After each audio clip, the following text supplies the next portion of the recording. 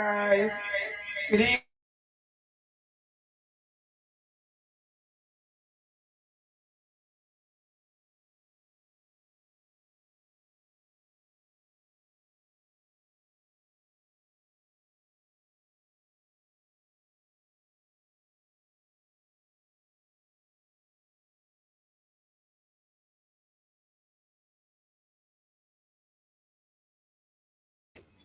Hey, beautiful people. Can you hear me?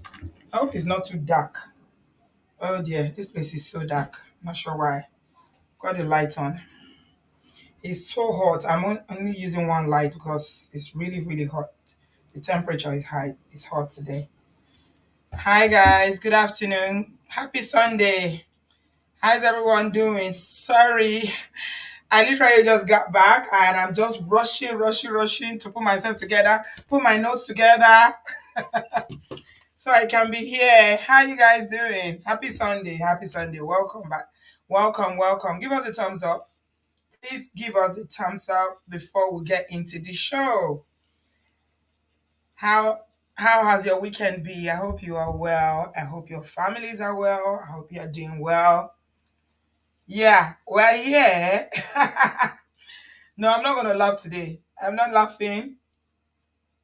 I try not to laugh, even though it's very, this matter is hilarious, to be honest.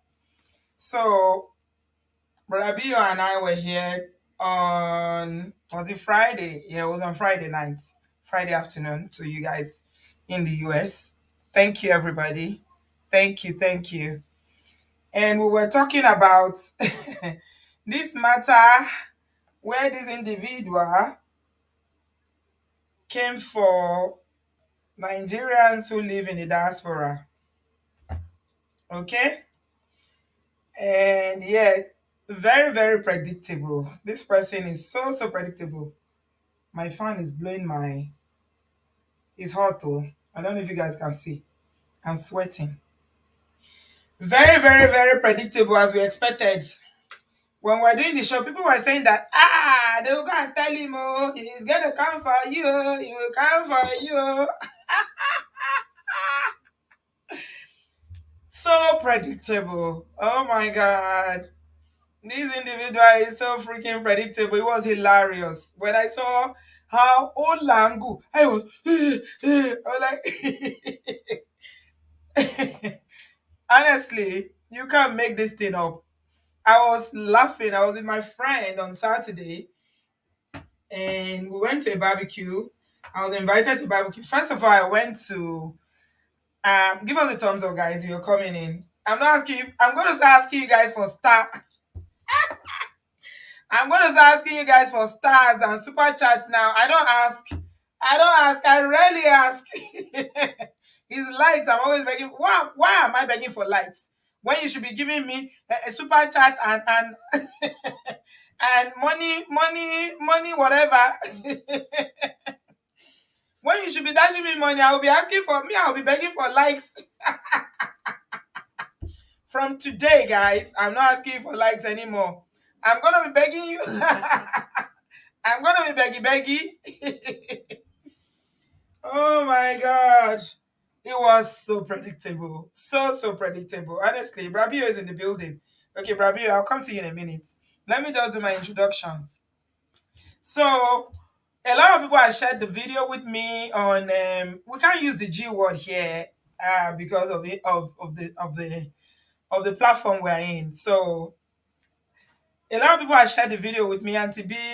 They are talking about you. This is a reaction. 2.5 hours. I was like, my kids used to say something. They always say, Mom, you know what? It's not that deep. So I said, it's not that deep. Koleto ba you. What did we throw? What did we catch? Or what did we catch? See, I'm chilled. I'm really chilled. Like I said to you guys in the last show, it didn't bother me whatever was being said about Nigerians in the diaspora. I didn't feel like, I was the one they were referring to. Honey? No, use mine. No, you buy it later now. Just use mine for now. No, I want to buy the original one for you.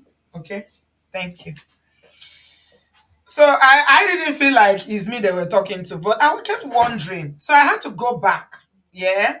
I had to go back to really look at this situation properly from a very analytical angle. Because I kept wondering, babe, what's the problem here? Do we have a problem? Do Nigerians in the diaspora have a problem with Nigerians in Africa? I don't think so. Because Nigerians in the diaspora, they are people in Nigeria, a lot of their family members and friends are the Nigerians in the diaspora, they are their beneficiaries. People have helped people. People have started business for people. Mhm. People have, built houses for people. Our darling Natsu, my daughter, my first daughter here, told us the other day how, as a second job, she used her Uber money to build a 4-bedroom house and suit for her father, thanks to America. So I was like, what's the problem? So I had to take a step back. And I will explain why I'm giving this introduction, because when I took a step back, because there was a question I asked Brother Bio the other day when Brother Bio was here. Brother Bio is here again. Welcome, Brother Bio. Thank you, Auntie B, for having me Yeah, today. there was a question I asked Brother Bio that day. I said, what have we done? Nigerians in the diaspora, what do they do to deserve this level of bashing? Yeah, I wasn't, because I didn't understand it. I But can I finally clarify got the that. answer. Okay, I go ahead. I got no, let me go first. Let me see if you got it right, because I finally got the answer. Right. So, for me personally, um, I noticed that not every Nigerian in Nigeria, we have our family in Nigeria. We have people Hmm. back home. At the least, no matter how, even if you have all your siblings abroad, you should have cousins, nephews, Yes, or extended uncle family. or Hmm. auntie. Hmm. And it's so pain me that Ifedayo had tried to twist this topic as a way to bring a divide between people who live in diaspora and people who live in Nigeria, whereas that is not the true case. So, with that being said, our position on this issue have been clear right from time. I always say something here. I said there are some human beings that they live by jealousy, envy, and they don't like the progress of others. They themselves might not know. So here is the problem some persons have with people in diaspora. You see, because they are aware, they know. They know that when we come abroad, when we come to first world, we have a higher chance of doing better. Okay? So, any human being that have retentive jealousy, envy in them, when they speak, you will see that thing through their statements. Right, This entire topic, the foundation for it is competition. right, I'm telling you the truth. Nothing right, else. right, It's competition. If you right, have the spirit to know that the head is too big for anybody to become the only person that flies on it, you will not have problem. right, So they are envious of people, not they anyway. Ifedayo, let me be specific, and because I don't like to bring other people in, is actually very envious of people who are doing well abroad, and that is why they will keep comparing as if Nigeria is not our home. We are Nigerians, of course. no matter what. And we said it last on in this topic that at least we don't want to take it personal, but this is a video call. I am sitting down in this abroad. I have tenants in Nigeria, property. So how can somebody, because you are living in Nigeria, I still repeat this thing. Let me tell you, if somebody commits crime in Lagos or any state, they will ask you to go and bring property asset. That's your ties with that country. Right. You that is there, Hmm. a tenant. You are telling me that you love Nigeria more than me. Okay. So a lot of these people don't really know diaspora stories. Right. And because they don't, Mm-hmm. they try, if either you try to, it take, if either is the human being that take, it take joy to just feel like he's politically correct. Right. For instance, a lot of topic he raised, I looked at it, I laughed. But the first thing first, you see, I better pass my neighbor generator mentality. That Yeah. is what the average Ifedayos have. I better pass. When you are with somebody that he sees somebody else doing well, and that person is not happy, not because they're not doing well, but because they Mm-hmm. just want to make sure it's only their light that shine. I'm Right. telling you, Auntie B. Right. So if there is no jealousy, no Mm-hmm. competition, Mm-hmm. no envy, we won't Yeah. be having problem. I'm telling you, I agree. the So. Nigerian diaspora will be so close with the Mm-hmm. Nigerians back home because we love them. They love us too as well. There are a lot of Right. beautiful Nigerians there. So let me yield back a little. Yeah, so I have a few talking points here. Thank you so much, Yes. Rabbi. Thanks for making the time. You said you were in 80. Are you back to your Yes, I'm back. home? I'm back to my location. I Yes. saw you, bro. Patrick. Where did you find him? Where did Yes, you find each other? I was in ATL. We had a party in the Crown Plaza in Wow. Was it Narcos, ATL. coincidence Yeah. or you just ran into him? No, no, no, no, no. I knew it would be in the event too. So Oh, that's so we, nice. we went to do some jolly good fellow things. Oh, I find you. That was Yeah, beautiful. so we had a lot of obodooyinbo fans from the Really? UK because Really? the celebrant is actually residing in in UK. London. Yeah. So, Oh, but she chose to do this party here because she has a large family here. So, 60% of the attendees they were from UK and I see. yeah and around. Yeah. Okay. Hope you had a good Mhm. time. Yeah, we sure did. Yes. All right, welcome back home. Thank Right, you. so I have a few talking points. Thank you so much, Rabio, for making the time Hmm. to be with me again today. Yes. I mean, we expected that there was going to be a clapback because this person cannot help, but they must say something. We already knew that this was going to Yes. happen. A lot of people Yes. predicted it, and it didn't disappoint us. But Yes. today, I want us to shift a little bit more from talking about the individual I'm talking about the and talking issue. about issues, right? Thank you. And I'm going to start from my observations, right? I have a few observations. Guys, please Okay. give us a thumbs up. I will start asking you for money if you don't like this video, I'll start asking you for money just now. Don't think I can't ask for money, oh. I No, can no, no, ask no, for no. money, oh. Auntie B, right now, your fans are only YouTuber because he finished all everybody that have YouTube. He said doesn't need YouTube that me He as said, he said YouTube that he's using broken phone to do YouTube that he's using his yes, TikTok. That's TikTok where that all these use fans brand new that phone. they are giving him money. And I was reflecting on that. Like you said, we are allowed like we are freeloaders. But me, I'm so busy.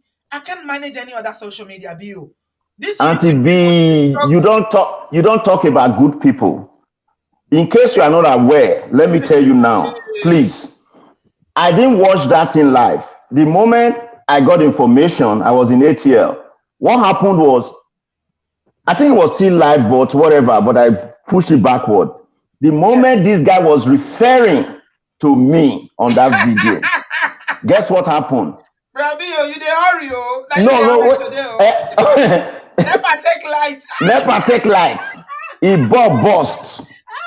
His ball burst immediately was referring to me. You carry You, oil for head. you know why? Because we don't have anything personal with him. We're just trying to make his head correct so that he will understand that if he come to data, we have this data here. I have some data as well that we're going to We share. have the electricity here. We have Yeah. everything. So, Yeah. Auntie B, go ahead, but I would like us to talk on the facts, especially Yes. one topic No, concerning second class citizen. Yeah. I have my Okay. list. Yeah, I have my Oh, well list. done, well What you done, well can do done. for me while I'm going through my introduction and my notes, help me pull Mhm. out the names because I'm in the UK, so I've made the names of the ones I know, Okay. Nigerians here and other Okay. immigrants who are doing amazing things in this part of the world. Oh, I But have the a lot recent here. election in the US, I want you to help me pull out the names I of have a those lot. people that won the mayor and all those first generation Nigerians that in Yes. doing amazing things in America. If you In can do that for America, me, yes. please. Sure, Thank you. sure.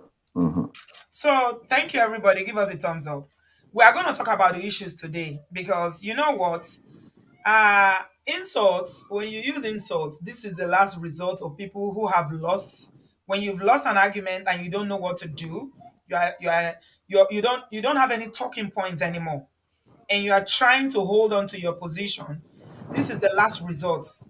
And people who are insecure tend to use insult quite a lot. So insults are the last resort for insecure people with a crumbling position trying to appear confident. When you know that your position is weak and you know that you are just blabbing, you resort to insults. So that first video, I don't know how many of you saw it. There was a lot of insults. The second video, there was a lot of insults. I mean, literally abusing people, abusing their parents, calling them out on their names on live stream. A middle-aged man. He will insult them, he will call them names, he will say all sorts of things. So I started wondering, I was like, why so much insults? All of you that are always saying that when we have very heated conversation here, you always come here to troll me. You need to go to that platform and collect your sub there. Because by the time they finish insulting your father and your mother, you will know that I've never insulted anybody here before. It's not even in my nature to just sit down and start insulting people. Why? Even if we disagree. But the insult, the amount of insult that comes out of this person's mouth, wow. He will call their parents names, he will insult them, rubbish them, and everything. And it's for the most littlest things like what somebody said, what is the topic for today about? He just went off. When your head is not correct, when you are this, go and ask your papa, go and ask your this. Your father is a this. And when your father is not your biological father, is that security man that is your father? Like the person just asks, what is the relevance of the topic? All of you that are always trolling me here, you owe me an apology. Honestly, it was another level. So I started thinking, I was like, there's something going on here. Oh. We need to take a step back. Even though it's social media, we are creating content, we're trying, to build our platforms, we are trying to, whatever it is that is your motive for going into social media. Why will a middle-aged man sit down on the internet, on social media, and be calling people names like this? I was reflecting on it, Obrabi. I'm not going to lie, because I'm a reflector. I like to reflect. Now, hey, not only Temilade, God bless you. Curses as well. Temilade says not only insult, curses. Like you literally lay curses on your head. What kilo little bit? Why? And people still go there. But everybody will have followers. That's okay. Then I started looking into it. There was a video that I saw that really, really ministered to me. Somebody shared this video with me on Instagram, and in that video, they were talking about people who are angry, angry people or people with attitude. When you have a bad attitude, why? Why is it that people have a bad attitude? They just have very bad attitude. They are not nice. Why? And this lady, who is a psychologist, explained it so well and said that there is a lot that people mask. They are masking a lot of things. People who present with aggression, you present with bad attitude. Oluremi says he's going through menopause. Oluremi, please, I said I don't want to laugh today. We have serious issues to talk about. Hey, Joturi alone. I started looking into it. Man of Prestige is here. Thank you very much for joining on Man of Prestige. Sheda Dani. Ola, my main man. ẹ jẹ́ kí n make sure pé. Audio ẹ wà okay máa ṣe lọ à ń bọ̀. Let me just this is my observation. It should be better now, Abi. Welcome. How you doing, ma? Is echoing. It's still echoing. How about now? It should be better now. Welcome. Yes, ma. Inkileto. Hola. It's still. Fix it. I'll come back to you in a minute. Take your time. So the woman explained, the psychologist explained that when people have a bad attitude, they are so aggressive, they are angry, that there is something they are masking under that is usually a sign of one or two things. It's either they are feeling very, very depressed or they are feeling despair. I took a step back and I was like, that's a new one. I haven't heard that before. And he said that when people feel when you look at it that way, that this person is having a level of despair, then you have more empathy. Even though they they are angry, they are shouting, cussing people out, calling out their names, swearing for them. He said you will have more, you will look at it differently than when somebody you just think somebody just have a bad attitude. So I started thinking about it. Why would this individual, a middle-aged man, come to social media with all the problems in Nigeria, all the social, economic, political problem? You decided that it's diasporans that you want to pick on. And the issue that you are picking on with the diaspora and you're taking on and on, you are so emphatic about it. Let us tell each other the truth. Let us tell each other the truth. This is the truth. This is the truth. It's not something that, it's not that deep. It's the issue of migration. Okay? You're talking about people going abroad. First of all, you started out by saying that people are migrating abroad massively because they are not doing well in Nigeria.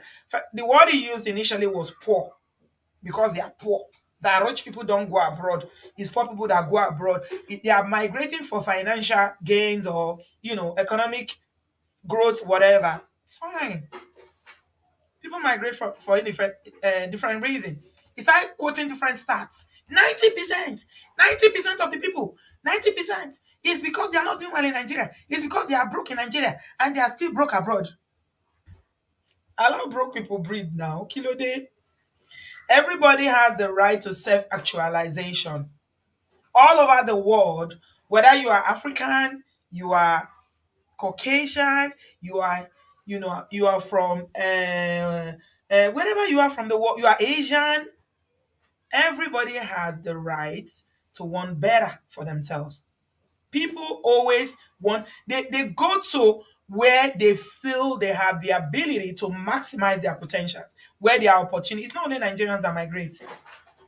Okay, so I took a step back to understand why this person is so angry, and my conclusion, and I may be wrong, I'm open to correction, mm, is that this person is in despair. Yeah, because he kept talking about his father. My father in the 1960s as a young doctor, he came to Nigeria. My mother as a lawyer, and my father. When you have very high achieving parents, and sometimes if you feel like you've not lived up to expectation, it does have an impact on you as an adult. 40 something year old man that is almost 50. Now you are feeling like, oh, my parents did it, they achieved this. And maybe you are not feeling like you living up to expectation. Your father is a doctor, your mother is this big professor of law who is a lawyer, a vice chancellor. What are you doing? You're on social media every day. When people have issues, when they're going through anything, you run to their DM and you want to bring them to your platform, not because you want to help them, but because you are looking for content.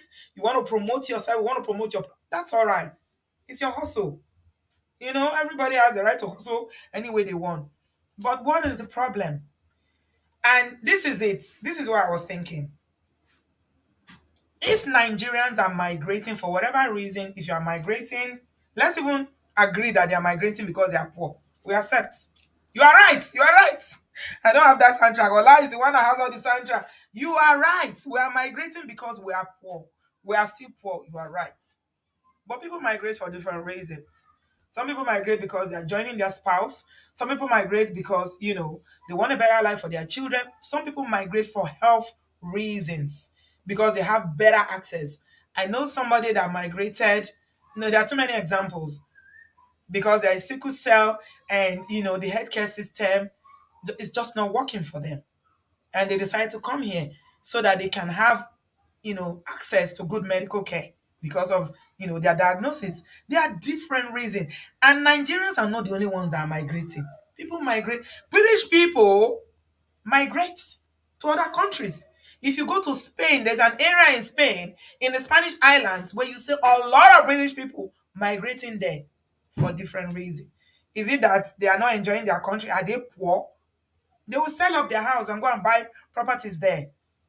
So there's cross migration everywhere. So I just believe that there are some underlying issues. Why this person feel the need that he needs to constantly be shading Africans in the diaspora, calling them names and abusing them, saying that they are poor, they are not doing well, nobody in Nigeria, all those talking points. Anyway, so this is the reason he said he was upset. Bio, I finally got the reason. He said it. He said that number one, that the Nigerians who live in the diaspora that they talk down on Nigerians in Nigeria. That's number one reason. He said they talk down. Ola, you're nodding. Did you get that? He said, you're always talking down on us. You are talking down on us. I'm like, when? How? You are talking down on us. You're always looking down on us. Okay.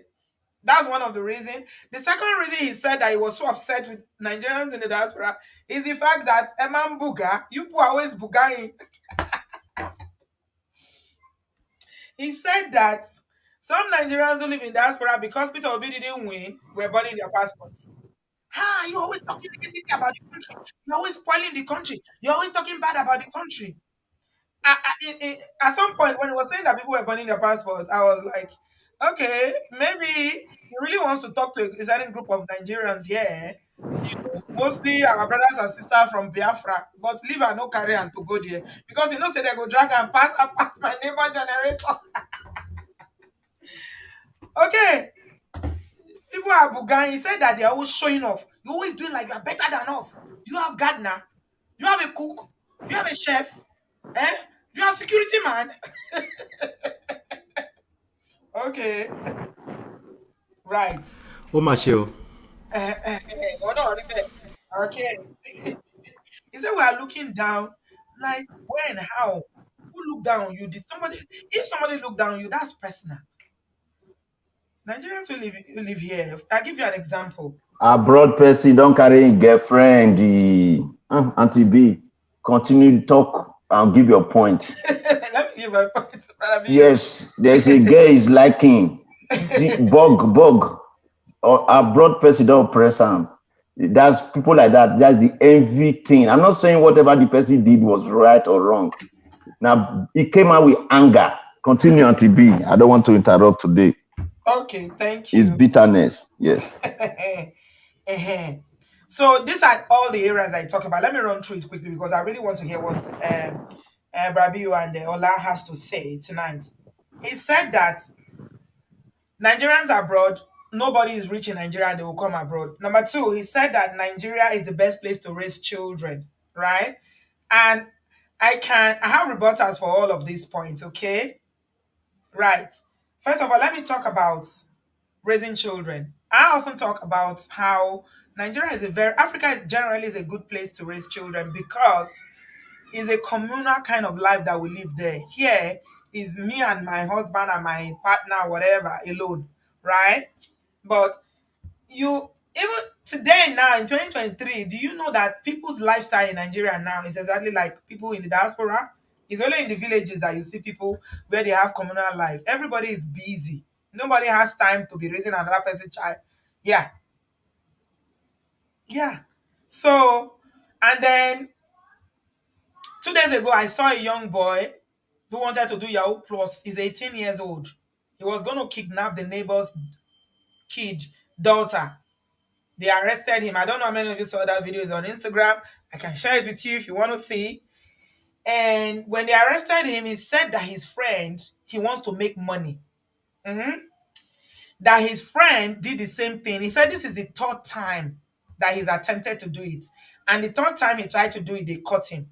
What he said he wanted to do is that he met one Babalawo who told him to bring the little girl that he will use it to do rituals for him and he will become rich. So in my mind, I'm thinking, is this the same Nigeria you are saying is the best place to raise children? How many of you heard the case of the the wahala with the jam result thing that another child falsified their jam result? It became a big thing. They set up an inquiry. I recorded a video about it today. Yeah, it happened in Abuja. Peace, you saw that. This child falsified their results, changed it. See, everywhere you live in the world, there are issues. Abroad get issues. Africa get issue. Okay? But the thing that this individual did was that he picked the best part of whatever it is that is the little part of it, what is good in Nigeria, use it to slap all the things that are not working in the diaspora. And that was the basis for the argument. So I'm going to talk about Auntie B, sorry, so that we don't miss this train of thought. As you gave those points, very good point. We may have one or two things to add while comparing the situation. Do you understand? Okay. No, this is for knowledge base. Like you said, this is not directly to this person. Everybody, we are all entitled to our opinion. In my opinion, based on what you just raised, but I totally agree with you that no matter where you raise a child, it depends on how you raise the child. Yes. Having said that, and the grace of God. And having said that, I want to tell you the truth with all humility to my Nigerian people in Nigeria. Sincerity, I don't feel comfortable now raising a gay child in Nigeria. I will tell you why. Let us be sincere. How many girls in today Nigeria? Whether you go to your language that you're going to use, yeah? Okay, yeah, no, yeah, of course. Yeah. How many girls in Nigeria today, that went to university in Nigeria, whether private, whether public university or federal government university, can come out with sincerity and be proud to say, even though they don't wish to do it, that a society where up to today lecturer can abuse or take advantage of their students, a society where politicians can take advantage of this thing. So what am I trying to say? Over years, even if those things will still happen, you cannot happen and the man will go scot-free, if that makes sense. Yeah, because there are structures in place. There are structures in place. So it's even more dangerous because even if there are very good children from good home in that country that didn't know better, at 17, 18, just went to the university and saw what other children are doing. And they just play along. So those things cannot happen here. Even if they happen, they will dig it deep. Does that make sense? So absolutely. That makes me understand now that while you're looking at other areas, yes, there are other areas of advantages, but for that aspect, I want my daughter to be in a society where she can walk back home from school and tell me that, Daddy, this is what happened, and I will take it up. And the society will take it up, in a clear way. So the main thing, yeah, go ahead. Rabio, let me just interject that the main thing why my understanding of why he was going on about children is that he said that he doesn't want a society where his son will become he will become a she. It's the LGBT, that's the main area.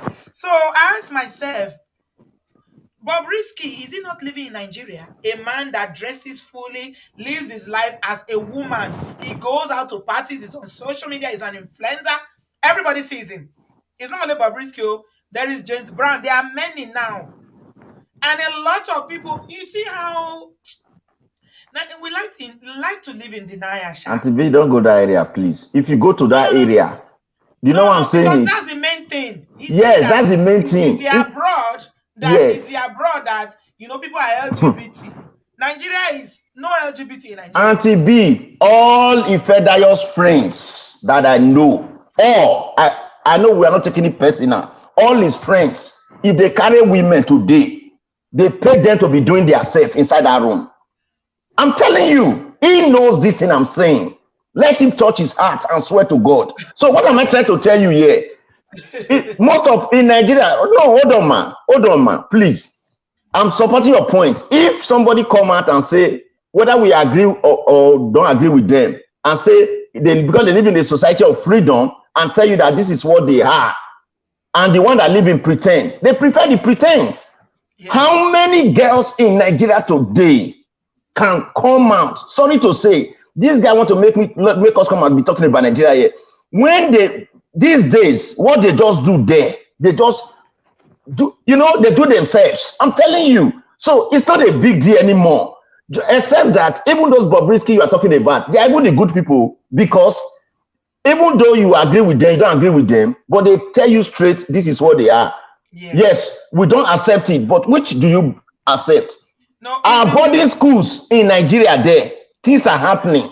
Is the delusion, Rabio, is the delusion that a lot of Nigerians today, and even people in position of power, I want to have to talk about power, and they need to be right. You are so delusional that you think that LGBT is an abroad thing. It doesn't happen in Africa. I went to Bodias in Nigeria, May school. I was in JSS2 when they call everybody to assembly. They separated every agege to one corner. I'm telling you, a Christian school. I don't want to mention it. I went to a strong, not just a Christian school, a strong Christian school. But if I say it, they will understand, get the code. And to be, you know what I wanted to become? That school, I said I was in secondary school in Nigeria when they segregated us. They separated us like in church. The priest came and said, what he heard, he can't believe it. They started picking, when you point A will now point B. Who did you do it with? You know the way, like they are taking rotten egg from good eggs. Ones. Yes. Auntie B, we are inside church like this, eh? Now open mouth. Everybody open mouth like this. This one will say, see who showed me here. See who put for my own here. See who use back door here. What am I trying to say? Just to support your point. Those things have been existing even in the Nigeria. How many years did I leave secondary school? Yes. They are talking of abroad. Continue, man. Sorry, go ahead. Ola, do you have something to say about that? Well, mic check. Can you hear me better? Yes. Is it better? Okay. All right. Yeah, I mean, you guys have said a lot already. And first of all, Brother Bio, good to see you, my brother. Thank you, bro. Auntie B, Ekpele. I want to hear. I just can't joke with that. Right. Listen, all you have to do is be patient a little bit, and people will tell on themselves. That just be patient. And if you try to catch them too early, you will catch them like this, right? As opposed to catch them like this, where they can't exist, where they can't escape, rather, right? It's better you just wait small so they can, especially when somebody tends to have the mouth of a diarrhea. This is all of us. I'm included, right? I host these talk shows, and to be, there's a good chance that we're talkers, right? Yeah. And now we have to be careful, right? Because the more you talk, the more you give yourself away. It's just the way life works. Right. Right? And just the awareness is half the battle won. Just knowing this is more than enough, right? So that you can calm down, you move with humility and all this kind of stuff. And what I'm spelling is a situation where, I can get away with this kind of stuff. What I'm smelling is a person who lives in a glass house and they're throwing stones. So we all have to be careful. This is still, I'm glad we're talking about it right now in the form of a master class session, where we can actually look at this whole thing from the beginning and learn from it. I think you hit it on the nail when you said it seems like Daddy Freeze is in some kind of despair. Yeah. And he talks so much, he doesn't hide it either, Sorry, sir. We don't use that name. Which we name? Don't use. I have to use his professional name, brand. I have to, DF, please. We don't just out of respect for my personal self, because again, all of us are subject to this, and I'm not being nice or anything like that. I want him to be clear. I'm talking about him, the brand That's all that right. I know. That's fine. That's Right? fine. Okay. In real Okay. life. This is the person. I don't know him personally. I know Daddy Freeze as a public figure, right? Right. So we have a person that's admitted in public that he hasn't seen his kids for 5 years or thereabout. I watched the first session that you did, but Abio, you hit it on the nail when you said he collected woto from a woman in Niger. Stop laughing. It's okay, we can laugh. This is a public figure. He should expect this. Is he mad? He should expect this. Yes. You see what I'm saying? Yes. So if you have opinions, right, we can't jump on your live session without having to kiss your ass if we have opinion. Then we got platforms, my dude. We can talk, right? So and He is said some jobless bloggers gathered on YouTube and started discussing me. That's like, this is one of the things about when you're well traveled, not just visiting. My Niger people, not just visiting doesn't count. Okay. No. You have to. The same thing counts for. Sometimes my wife will go to Niger and go and spend December. I be festivity time. She's like, Niger is sweet. I said, you don't know Niger. You went during festivity time. You do not know. You've been here since you were 21, 20 years old. You don't know anything about Niger. Especially me. I'm worse. I don't know. Just again, from a place of humility, I cannot sit down there and claim I know anything about lifestyle in Nigeria. Right. Because I have not experienced it as an adult, and I have not experienced it extensively beyond I'm even worse. I go to Nigeria 5 days, I'm out, I'm done. Because me, I can't be looking at the picture loading. I can see visually how long it's taking my picture to load. I can't deal with that. Yeah, I used to fast internet in America. If I call a picture, you need to show me right now. Right? Oh my God. So Afala, you hit on something there. Yeah. Because they say to whom much is given, much is expected. Yes. And you often talk about power in your platform. Does he understand that as a public figure, that you can't just come on your platform and you just open your mouth like diarrhea and talk anyhow and say things that people have a right to react because you are targeting a particular group of people? Right. You are talking negatively. You're talking smack. When you're talking seriously smack about them. And so they have a right to react to that. I think there's a chance he knows what he's doing in that regards. It's a science. But Abio hit it on the nail again. If you create division, people will come. You can be insulting them directly in the face. They don't even like you. They like the person that's insulting them better. This is how the human brain works. Okay? I just want us all to be aware. There's a chance he's aware about that, right? But I also know that he's coming off a bit too natural. This is things he's gone through. We see that on live display. He's always talking about his ex. He hasn't seen his kids in 5 years. These are real issues that will affect his outlook on life, the way he sees life. You see what I'm saying? He seems to be skewed to the sides of men that are being taken advantage of with the Western system. It makes sense to me that he can relate because he's admitted to this in public that he's going through stuff with a woman that once upon a time he loved, right? He created kids with this person, right? So for it to be unrealistic expectations for me to expect anything else from Daddy Freeze. Do you know what I mean? So now, for him, based on what you're saying, to expect not to collect when you attack a group of people, then he has to be mad. Like he did 2.5 hours addressing.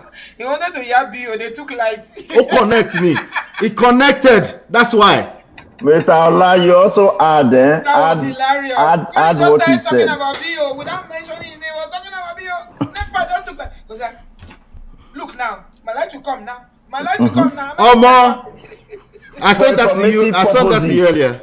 He said he does not visit his father. Oh my He said it on. Just, Brabio, imagine this. I know you're in the United States. Every single day, right? I don't know how long you've been here. Let's say 5 years. I'm assuming it's at least 5 years, right? Every single day of those 5 years, somebody is collect your light for 3 minutes every day.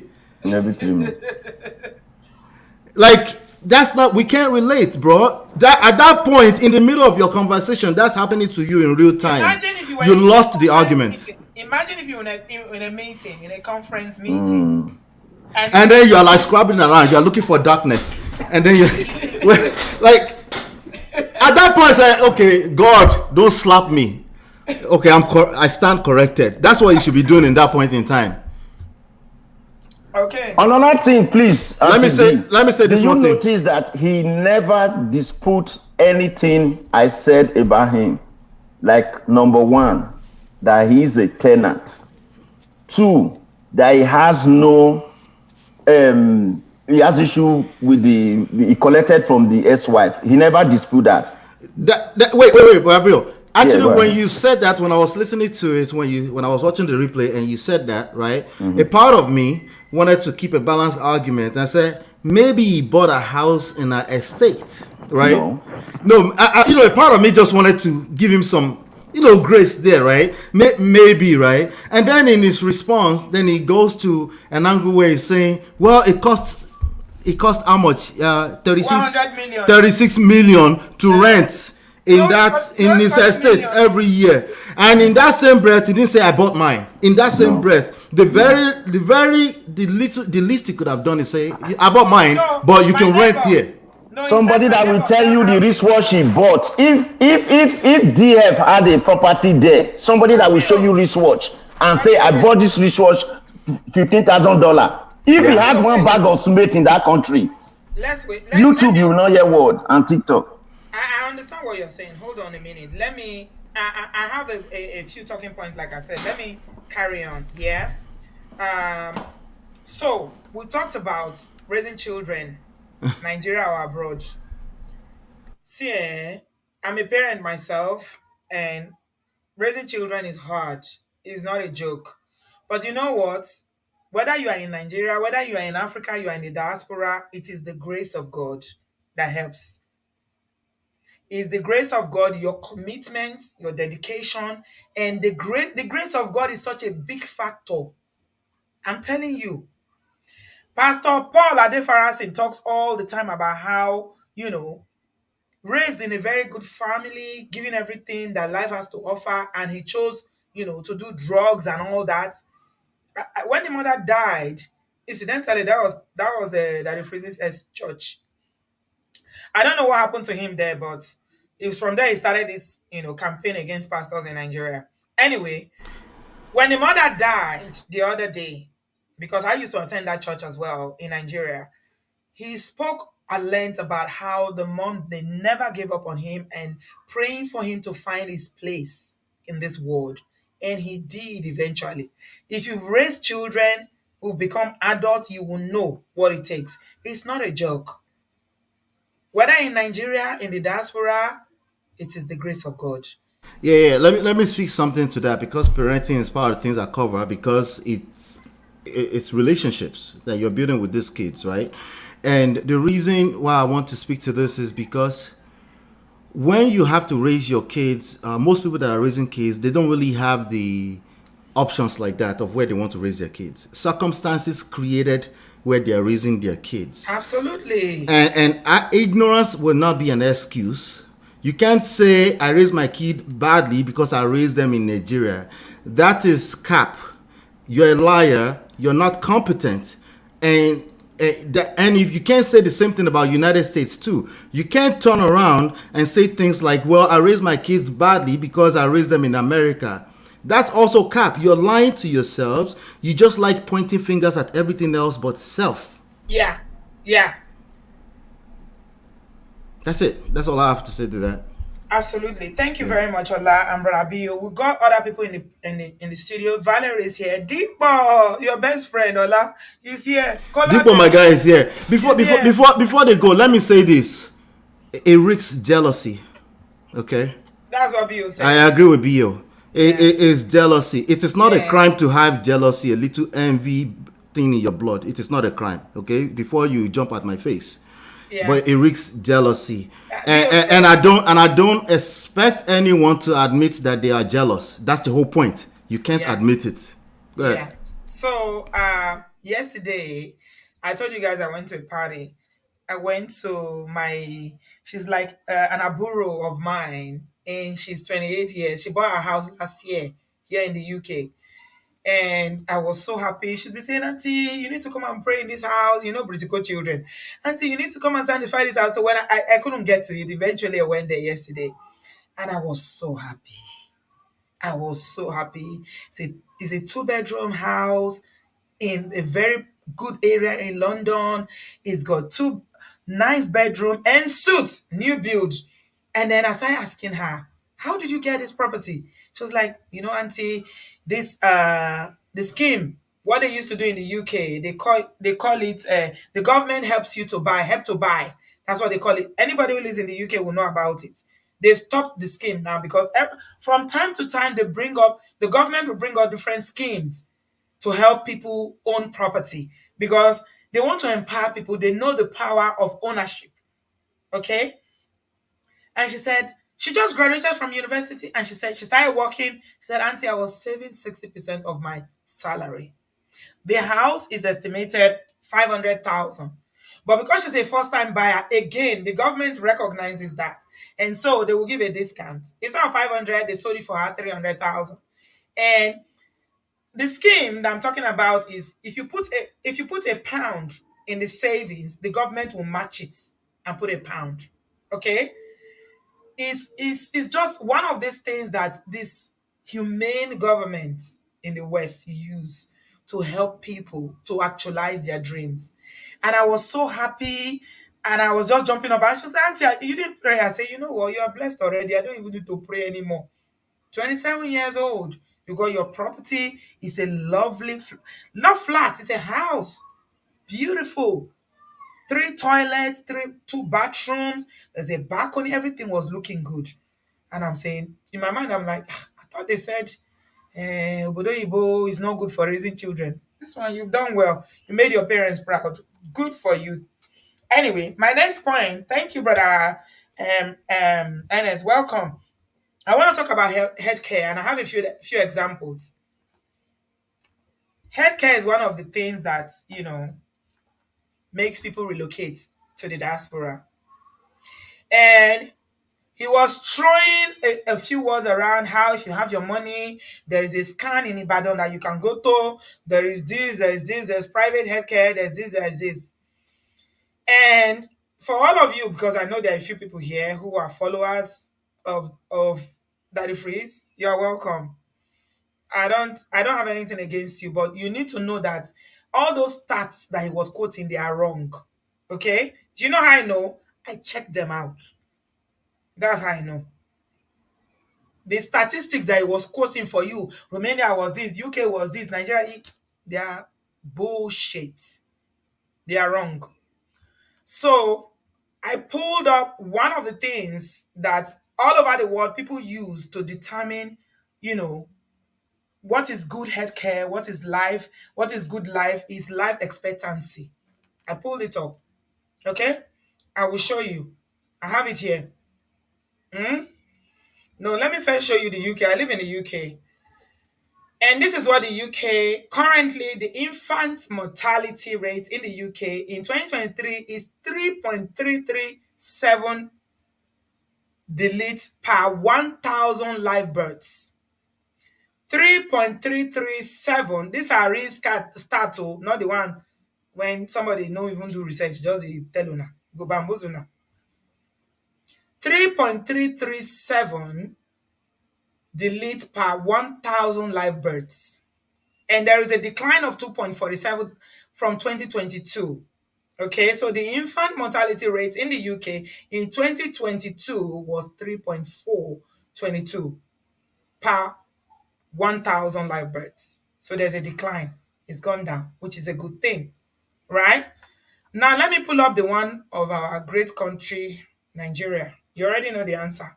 We don't have data, but some of these international organizations will run data with the information that they have, What they got, even though it's yeah. limited. So the United Nations projections, yeah, through the year 2010, the current infant mortality rate in Nigeria as at 2023 is 54.740 per 1,000 live births. Wow. Wow. From 3.3. Yes. And somebody want to compare. These are real figures, though. I'm not making them up. Check them out yourself. Before we go to the next comparison, I want you to first of all explain these numbers to me. Right? If for those who want to argue against this, before we go to what about mass shootings, explain this one to me first before we worry about everything else. So if you look at 54, and you are looking at from 50, you are looking at 54% per 1,000 live births.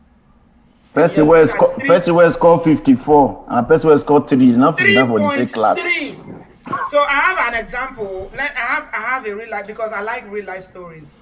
And this is personal to me. I'll share it before you guys will talk. I'm sorry if I'm taking time, but I need us to explain. Take your time. So my niece were about the same age mate. She got married before me, was living in Warri, Delta State with her husband. She went to have a baby. I'm talking about maybe 13, 14 years ago. It's been a while. You say you're older or younger?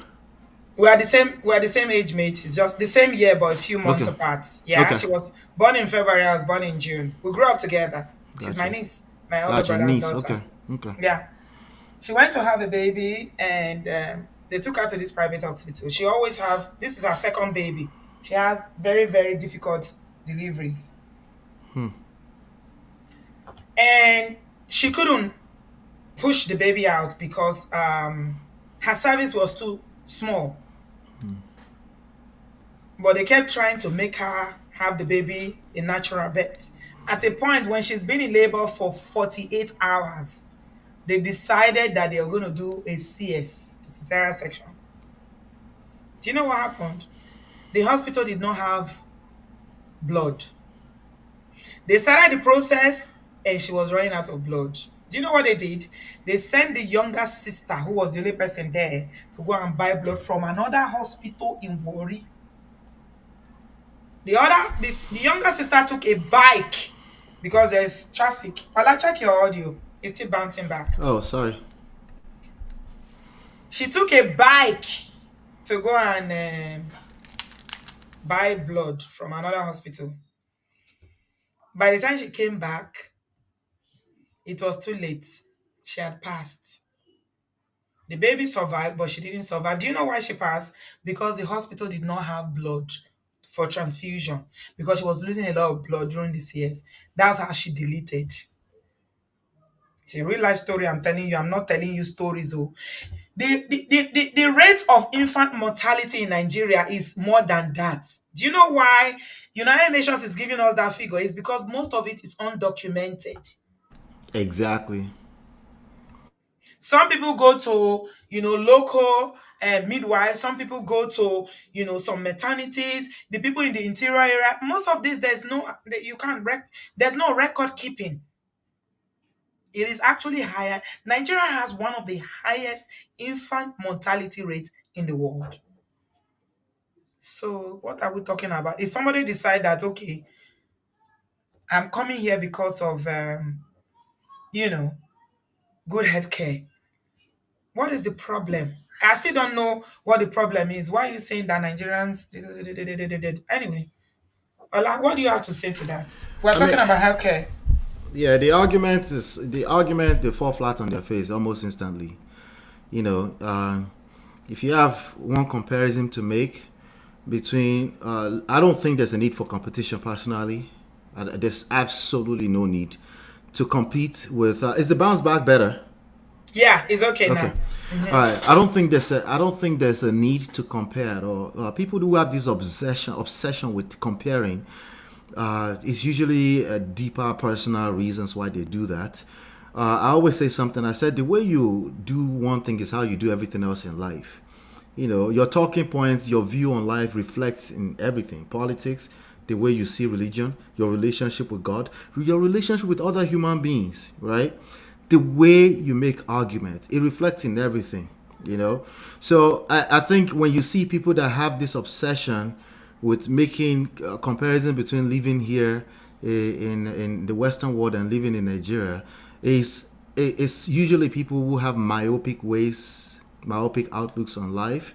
Because number one, there's too many variables. I always say 2,000 variables. What I mean by that is there's too many variables. We don't know what all the variables are, right? But even and because there are too many variables, if we're going to assess any one variable, let's address it first before we go to everything else, right? And if we don't have enough information, let's say we don't have enough information, let's move on to the next, right? If you're not able to do that, it tells me there's a personal, deeper reasons why you are making this argument. You see what I'm saying? So with healthcare, there is no, you can look at even where your president goes for healthcare. Just simple things. You look at if things is too complex, then start looking at simple things, right? And say, hey, when we talk about our children, Brother Bio, I'm hearing background noise. Sorry. Not Yeah. from me. Yeah. Okay. Maybe If when you you're were not moving. talking, You're good just now. You're good now. yeah. Maybe when you were moving. That's why.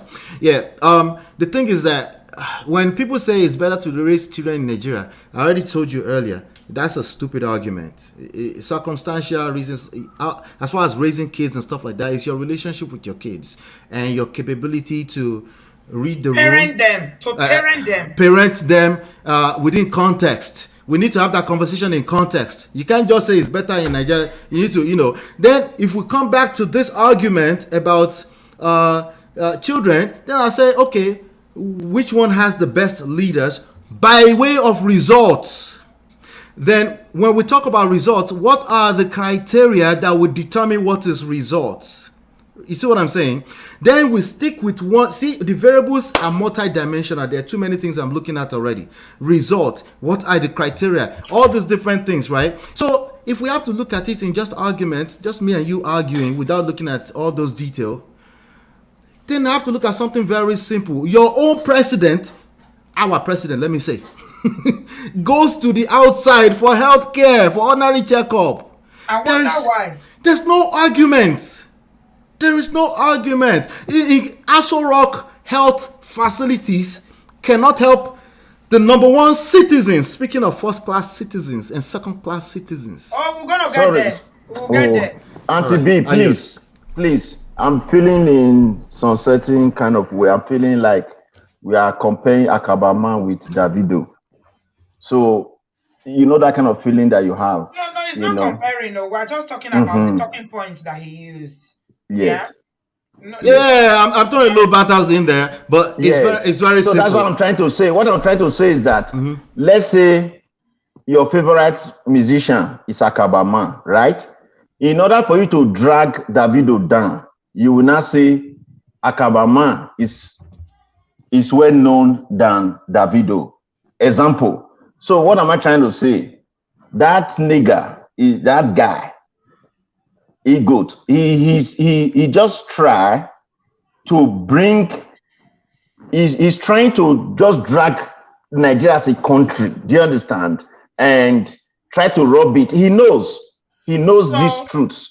So, Brabio, let's Yes. try to avoid any name calling today because we don't want to go to that. We don't want to. We don't want to go low, but Let's go with the words of Michelle Obama. When they go low, we go high. Yeah, okay. let's do that today, okay? I know it's very frustrating, and it seems like we are going to that route of comparing now, which of course is not necessary. It's not necessary. Also, it's not necessary for us to debate whether we love Nigeria or not. Or not. I'm not hiding my love for Nigeria. I've often spoken about retiring to Nigeria.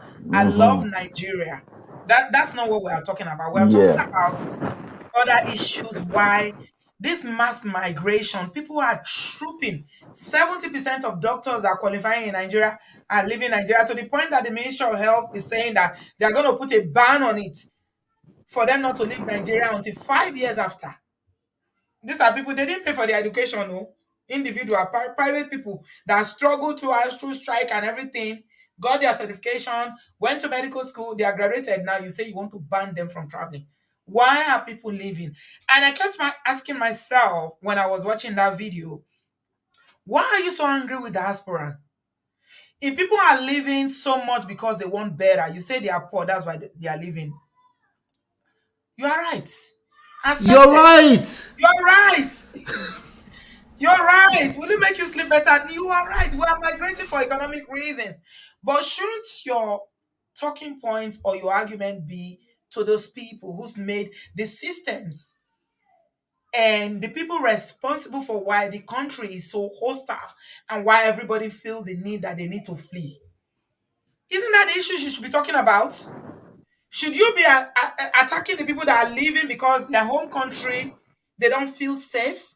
They don't feel that there are good opportunity. They don't feel that there's progress or they can raise their families or their children will have opportunity. Then somebody called into the show and they said the reason why I left Nigeria is because Bama took me. He couldn't read it out. It was so traumatic that the person was talking, he couldn't say it out. For somebody like that, what are you going to say to them?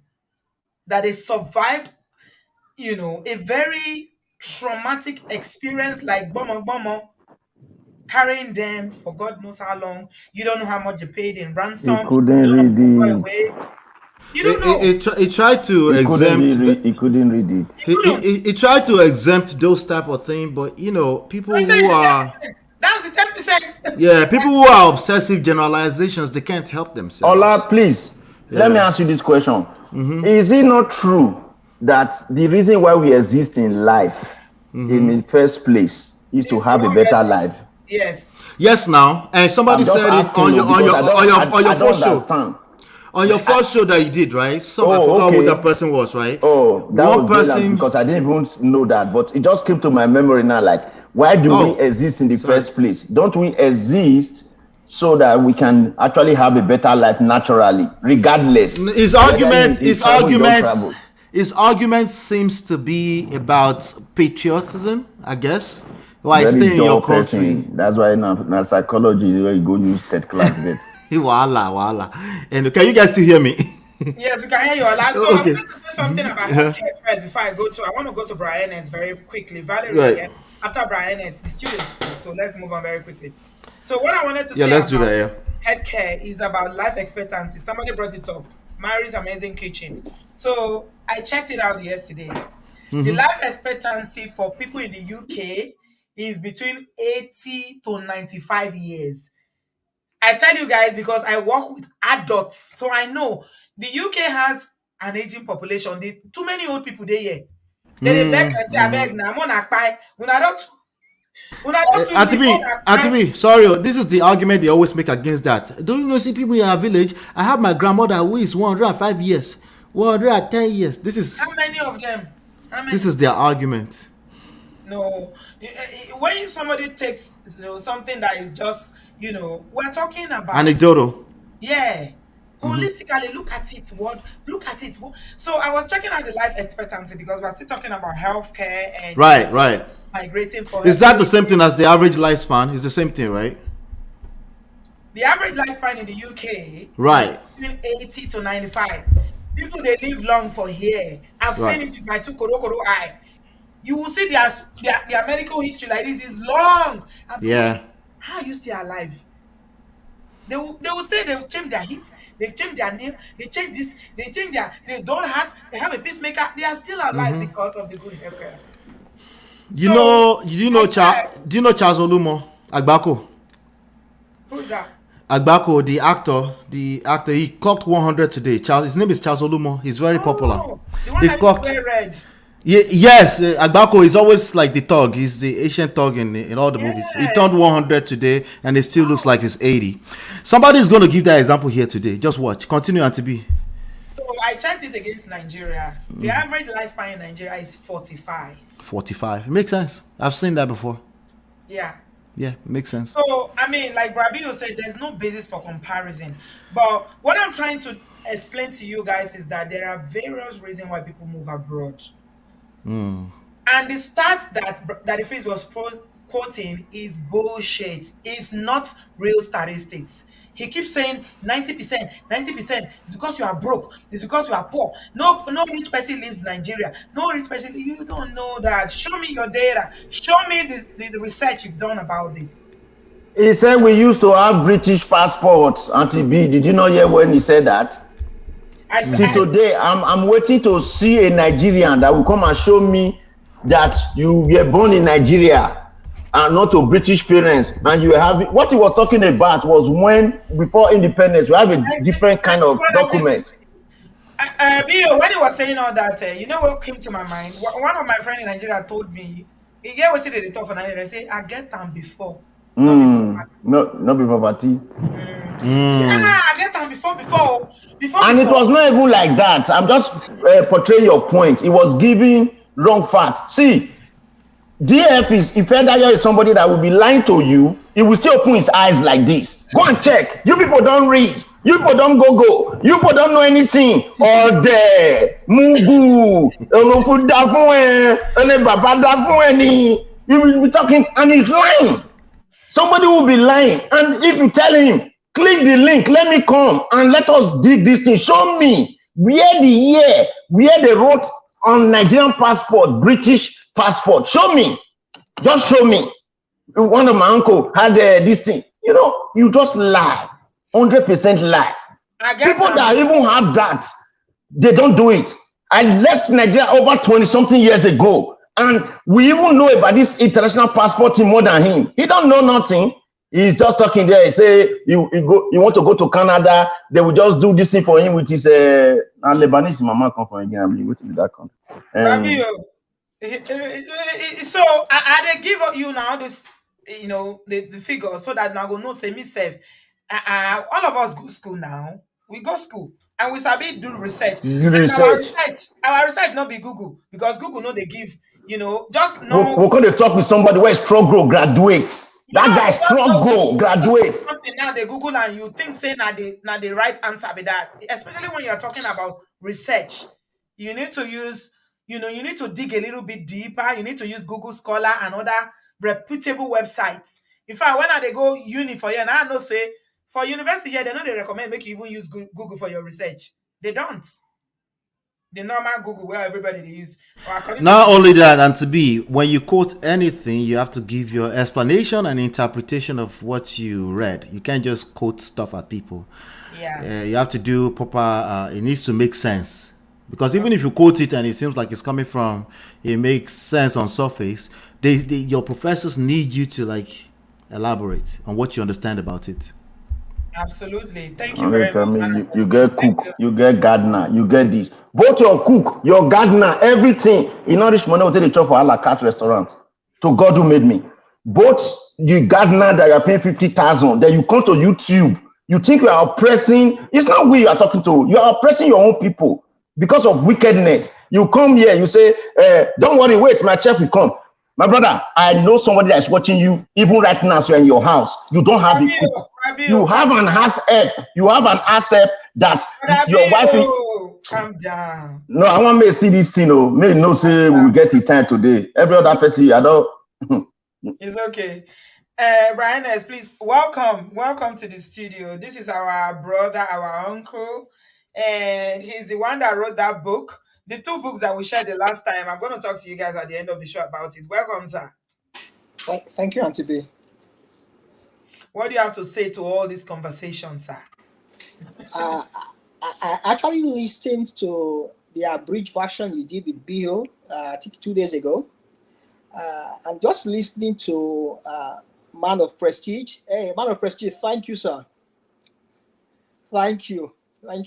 Allah, you got it already. Oh my God. Show it up again. Let's tell people. You guys need to go and get this book. Allah, tell them.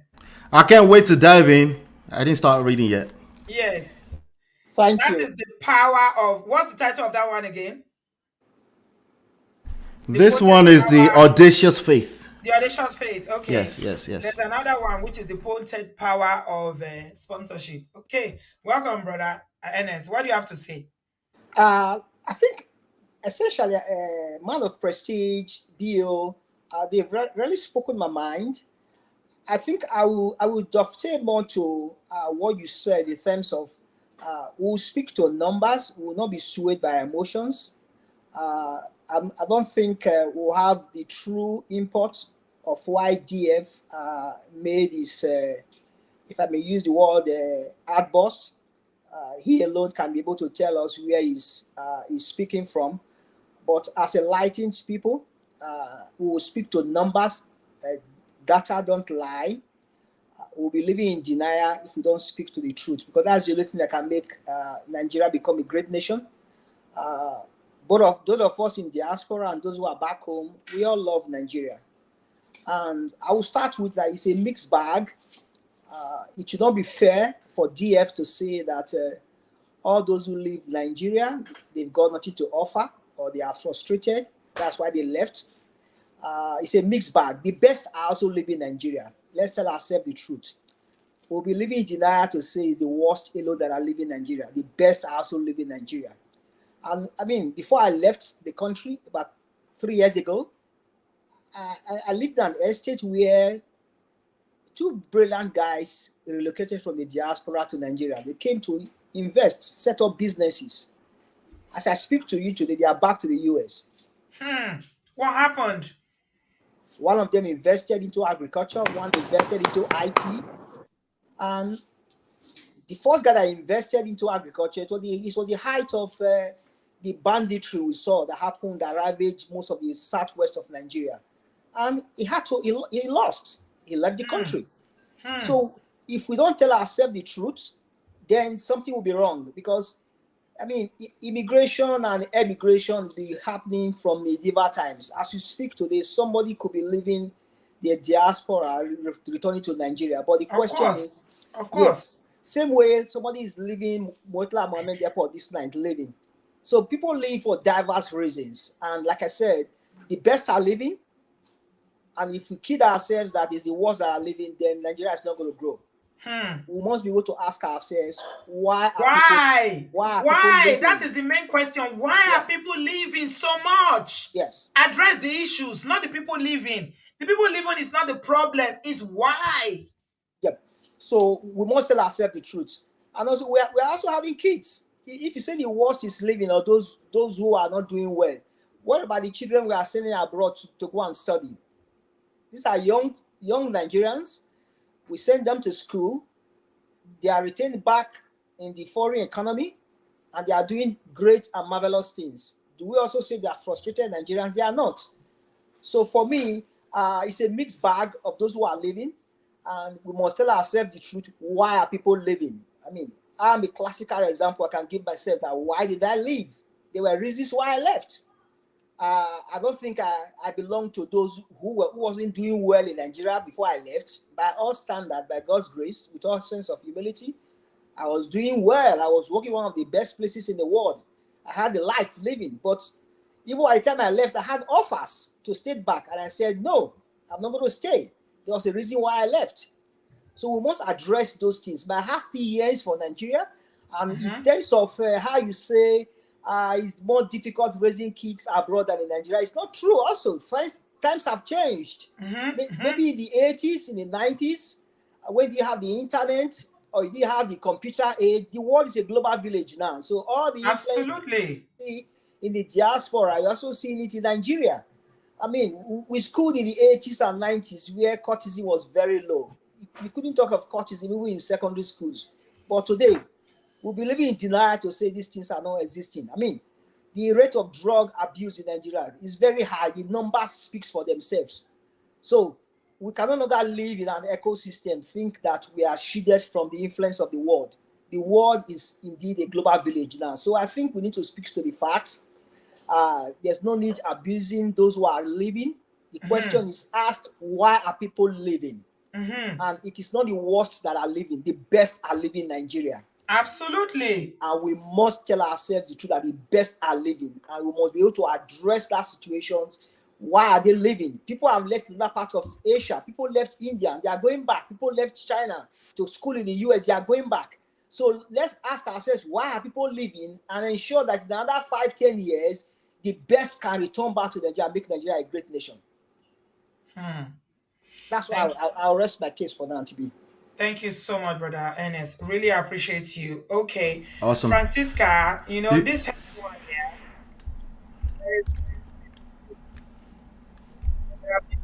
When you talk about health, healthcare, and security, those two areas are sensitive to a lot of people because of negative experiences that they've had. So I don't know how many of you remember Pastor Chris Okotie. Do you remember him? He's a pastor in Nigeria. yeah. He became a pastor, and then something happened with his first marriage. I will tell you guys if you don't know or if you don't remember. His wife was falsely carried in Nigeria. The experience was so traumatic for her that when she moved abroad, she refused to come back. That was why his first marriage ended. She said, her name is Tina. You guys remember her? Jux Baby, okay. A few people still remember. She refused to come back. And the thing that is worse for a woman to be falsely carried is the fact that those people that falsely carried her were never held accountable. They were never caught. They didn't answer to it. They've gone. That was why his first marriage ended, because the woman, the minute she got abroad, she was like, you know what? F you and your country. I'm never coming back there. So, like Brian says, we love Nigeria. I love my country. But there are so many reasons why people are immigrating. But we shouldn't even be talking about people immigrating. Talk about why are people moving so much? Why? These are the issues. Address these issues, and then you address the problem. And to be, it's the same. I'll be very quick so we can move on. It's the same talking point. I keep telling you, the way you address one issue is how you address every other issue. It's the same issue when you say there are 50% divorce and you get stuck and you don't want to talk about why. There are people leaving the nation. Some of the best, the most talented people in that country are leaving Nigeria, and they are willing to leave without papers, right? To take all the risk. Potentially, they may not have paper for the next 10 to 15 years, but there's something called hope, and they're like, you know what? I'd rather, right? You need to ask why. You don't just sit down there and shame and insult them. He told you people why now. He told you people why. He said bank manager will come here and do Uber. So, sometimes I don't know. Maybe I'm getting it differently. See, that nuisance said that a bank manager, people he knows, those are the brains that we are all different. Me, I believe saying a Chris that they cure Chris. So I'm happy we have a lot of gentlemen here today, but me, I'm not a gentleman today. But I try because Auntie B have been holding my I way. know be But I gentleman at all. Now, Auntie B, let me finish that statement. So what I want to say is that no, everything everybody is saying, I'm in accordance. My brother Ola have said it, but I just wanted to just reiterate so that it's like you people came here to help him. So I understand that. But what I'm saying is that this guy said that bankers will come here and do Uber. So for you to become a bank manager in Nigeria in the first place, presumably, you will not be a doorhead. True or false? True. So That's a good point. aware. That's a good point. So He's it aware defeats this that the guy's argument. brain is living. They are living. He himself that is talking, he has zero brain. Do you know why I'm telling you this? I have his academic record. Okay, They beg him because of the color of his skin to work in the radio station through support. And upon all the connection that the mother had, now radio if he work. And they will still sack him for that radio until he enter YouTube. So it's not among the 1% of Nigerians that are doing well in Nigeria. If I heard this comment coming from somebody who is like, let's say, Microsoft Director General, that's a Nigerian, or CEO of Zenith, I will be listening to him. Not that papa there sitting there with car, buy money, go, buy money, go. He don't even hide it. He said it himself that even through the university, that he struggled. He had not carry a book. But today, you want to claim that you are the most intelligent person in that country. Rabio, Rabio, when I started the show, I talk something. I know say you did a Luta mode today. I understand, and I great if you are for graduates for my Thank first you. degree, so I understand a Luta. But just calm down, okay? See, No problem, ma. the reason why they extend some grace to Rame, I sincerely believe say that the phrase is broken. Honestly, I do. That despair when I talk about I spoke about despair at the beginning. If you look at it properly, what does despair mean? That's where you know you dey fear things don't work out the way you think, and you are worried, you are concerned. What's going to happen? I know you kept saying I can afford to send my children abroad to go to school, but I chose not to. I can afford to. I'm like, nigga, please, you can't. Not Auntie B saying nigga, please. Jesus Yeah, Christ. you That went can't. deep. Do you know how much school fees is in the UK? Even for home students, that is Britico children like my children. Ó máa You know run how through much it gbogbo is? 10 million naira ẹ̀ lójú kan. You 10 can't million. afford it. You know you can't afford it. You can't. You It's can't. all good. I think I'll be very quick so we can move on. It's more important that we have the conversation the way we're having it. I'm okay with Brother Bio doing what he does because there are other people who actually think this way, and let's have the conversation. Okay? Right, Yeah. right. Okay, so we're moving on very quickly now. Uh, the question I wanted to ask is what that the phrase should be asking people is the people that are moving, they are broke, they are moving for a financial reason, whatever reason they are moving for, ask them, why do they not feel safe in their country? Why do they feel that they are not safe? That they are worried about bomo bomo? They are worried that, they have to do something fraudulent or, criminal to be able to make ends meet. These are the conversation we should be having, not about people going abroad and, all that. But anyway, let's move forward. My talking point plenty, but I'll allow people to talk. Adewale is in the building. After that, somebody said they want to hear from Dakpo. Dakpo is here, but he's after Omoti. So Adewale, Omoti, and Dikbo. Okay. Adewale, unmute yourself, darling. Welcome. Hello, Auntie V. Can you hear me clearly? Yes, my love. How are you? I'm fine. I mean, I can't believe we're talking about um, that Again. phrase again today. Again. Because me, I already concluded that he's He not said, what I watch your video, I watch that all those jobs that people on YouTube. Mo jam that no after 10 minutes, mo jam. I was laughing. he can't wait to listen. You see, um, his show. I mean, at the beginning when you start watching it, it's catchy. He uses this clickbait words, and his topics are always controversial topics. I think he only talks about church on Sundays, even not all Sundays. So his shows are always controversial, and if you look at the people who speak on his shows, you rarely find someone who has gone through something positive. They're always there to complain about something negative. They're always there to talk about something that that they didn't try to work out on, or the people on the shows there, they always come to blame someone else for something that happened to them. So Yeah. he and Broken, he's broken, also coming broken broken people people. attract broken people. Exactly. So Yeah. he's also coming from that perspective. So when the so-called diaspora Nigerian men went there to complain that Nigerian women abroad are bad, they don't have home training, they don't cook for their husbands, they don't listen to their husband, he could relate to that because he experienced maybe that same thing or something like that. Not He even still in spoke the about his abroad. ex-wife in this video that he was talking about. He always talks about his ex-wife. He always talks about his And ex-wife. he's supposed to be in a happy marriage. Now, why are you talking about your ex? He's always talking about his ex-wife because he hasn't Hmm. healed from it. And Yeah, I think he hasn't healed too. Yeah, I and I believe you. mean, whenever he says that he hasn't really seen his kids, I mean, I was like, that's not something to be proud of. But then again, it's not my business. So It's he's not only his kids. He said he hasn't seen his parents. He said he doesn't travel to Ibadan and Ekiti to see his mother and his father. That's what he said. Did you not hear Thank that? you. Thank you. But Nigeria is the best place to live, Abby. And you are not seeing your parents.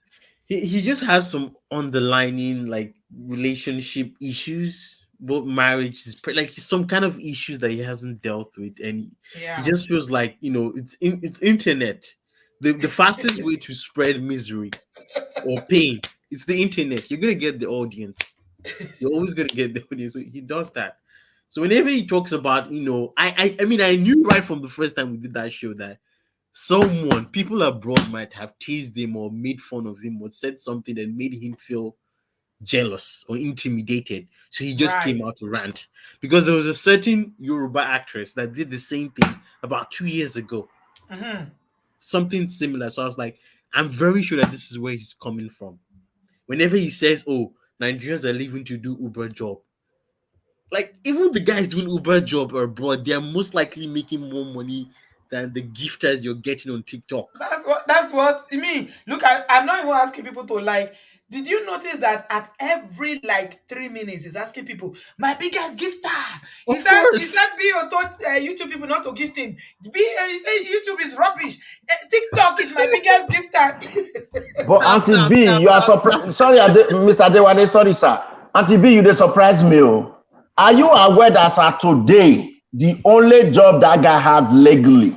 I'm telling you this now. In case you are not, you have a YouTube channel. I know you. Even if you retire today, you'll be okay. But at least I know you still have something else you are doing. As at today, he lives on super chat. How do they call it? Gifter, Gifters. gift tag. My biggest gifter. You Yes, that is his annual income right now. that you people And, don't know how to gift. and I'm very Yes. sure those So gifters are continue, sir. Mhm. I'm very sure those gifters are from the diaspora. So like shading your own market, your own audience. I don't know why he did that. I don't know if he thought that through. I don't know why. And I just never like to argue with like talk about his like discuss his talking points because they're never from like a balanced place. He Yeah, never it's not only he just never balance. They are not authentic as well. they're not authentic. A lot There's so of many things he statistics that is says quoting. I did that my they're research lies. and they are wrong. They're wrong. They're lies. And Mm, whenever he says something good about Nigeria, it's only about the top 0.1% of the society. mm. He rarely talks about the remaining 99%. He rarely Yeah, talks about it. I think When he they had, wants to be in that. He wants to be in that circle. he likes that lifestyle. He Yeah. he admires that lifestyle. All right. So I'm just Mm. like, and all his arguments. I mean, today he brought like was it today or was it yesterday? He brought someone from the abroad saying that the American society they take away your kids, and I'm Yes, I like saw that's not that it. uncle. I That's saw that uncle. He was talking. I was like, "Hey, yeah, I'm saying well, that's not true. What did the uncle do? no, no. The uncle How wouldn't dare you say. ask what he The did? He uncle didn't do wouldn't say. anything, no. He's a perfect father. You know, Americans are crazy. They don't have any system.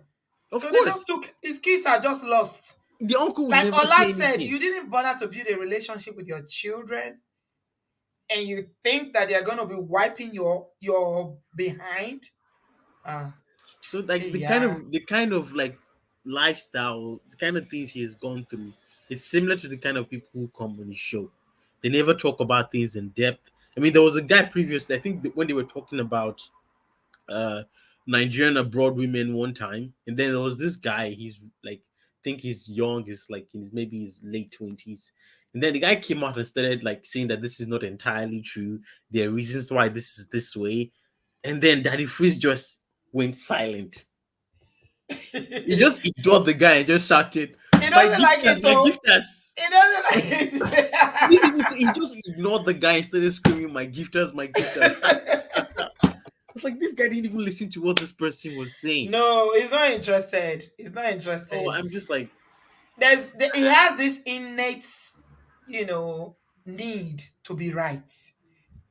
Ola is always teaching us about why there's no need for you. If you are always persistently all the time you want to be right, there's something wrong with you. there's something wrong. Honestly. There's Mm, something wrong. There's yeah. something wrong. Yeah. The Yeah, need to be right is a problem. like me, I've always known. I left Nigeria when I was 18, so I was really really young. And the reason why I left was cause my parents felt like the my passion for science was not going to be achieved in a country like Nigeria because the resources weren't there. So I left at a really young age, and I left at the time where my parents were like, they knew that I was not going to come back for a very long time because the flight ticket they couldn't even afford it. Hmm. It was someone else Wow. that paid for it. So Wow. how can he tell me that, oh, I'm living like a poor life in the abroad? I should stop, like what's that? Hmm. He doesn't talk from experience. He just says things that See, what he diasporans who gather around to listen to this man or this individual talk, I feel sorry for them because, like you said, misery love company. And when somebody has a talking point that aligns with what you are feeling, it's easy for you to be drawn into it. yes, But very the easy. question is, how can somebody who's never lived in America be teaching you about life in Tell you America? exactly. No, ask yourself, oh, you've never ever been to America or you've not lived there for even 6 months. How are you going to teach me about the systems in America? I've lived here for 17 years. There's nothing you can tell me. So this leads me to the next point about second class citizen. We need to talk about that. Adewale, my brother, thank you so much. He said that Nigerians who live abroad, 90% of them, or no, not this one, he didn't even put percentage. Ola is always telling us about when you see these random statistics that people are saying If I see 90. 90, I be most. I'll buy it here, generalizer. But anyway, Ola, continue. Ola, you're always in my head, honestly. Timothy Rico, On, on always bring 95 me. or 80. He's Like, tell always me right. more. He's always run numbers. 90%. 90%. I'm like, Okayy, Nisuru, don't go and have a heart attack. Oh. 2.5 hours of data in Nigeria. Come on, easy, rara. Oh, then Nisuru. Aja, what we fighting for? You are okay in Nigeria. You have your gardener, your cook, your driver. I don't have any of that, but I'm good. I'm good. And yesterday I was driving and I just got to traffic. Bio, if you come UK, UK people, all these Oyibo people, if you dey drive, they go test you. You go zebra crossing. Me where come from Naija, you go then zebra crossing. You go just sit there. They go hold phone. Once it turn green, they know they look whether car they come or not. They don't waka enter the zebra crossing to cross. But now you wey be driver, now your sense go complete. Say make I stop, oh, make I know you go jack basic. And then I was reflecting on that yesterday. Thank you, Nkem. Love you very much. And I was like, you know what? The serenity, the calmness, the orderliness alone is something. It doesn't negate the fact that I love my country. I love Nigeria. I often talk about relocating, retiring and all that. But maybe they go just their phone just because light turn red. Say na them to pass now. All of you that live in UK, you know them now. They know they check. They expect you to know that you need to stop. That is how orderly this country I live in is. And and sometimes when you dey live somewhere, you no go appreciate them. I can't go Nigeria for March. One of my friend carry me go one place, say me we go buy something. Me sef, I carry my two left leg. He say because that parking don't dey for that area, me we enter keke. Now me sef follow and enter keke. Wetin I And understand, to eh? be sorry, your favorite sexy's comment. Sexy. Favorite it so you can continue and then address it later. What is it? What did he say? Shagzy, DF may also be a grifter, meaning his broadcast is to appease his followers. I think that's a very good Of possibility. course, And I yeah, started with that he might be very aware of what he do. He knows what he's yeah, doing, yeah, yeah. but he's not that good of an actor either. No, no, no, no, Continue. no. Yeah, yeah. Yeah, he's too emotional to be an actor. His emotions sell him out all the time. Yeah, his emotions are the problem. He's very, very emotional. He doesn't have emotion. He doesn't have. Ola, how you say the talk am? He doesn't have It's social intelligence and yeah, emotional intelligence. Yeah.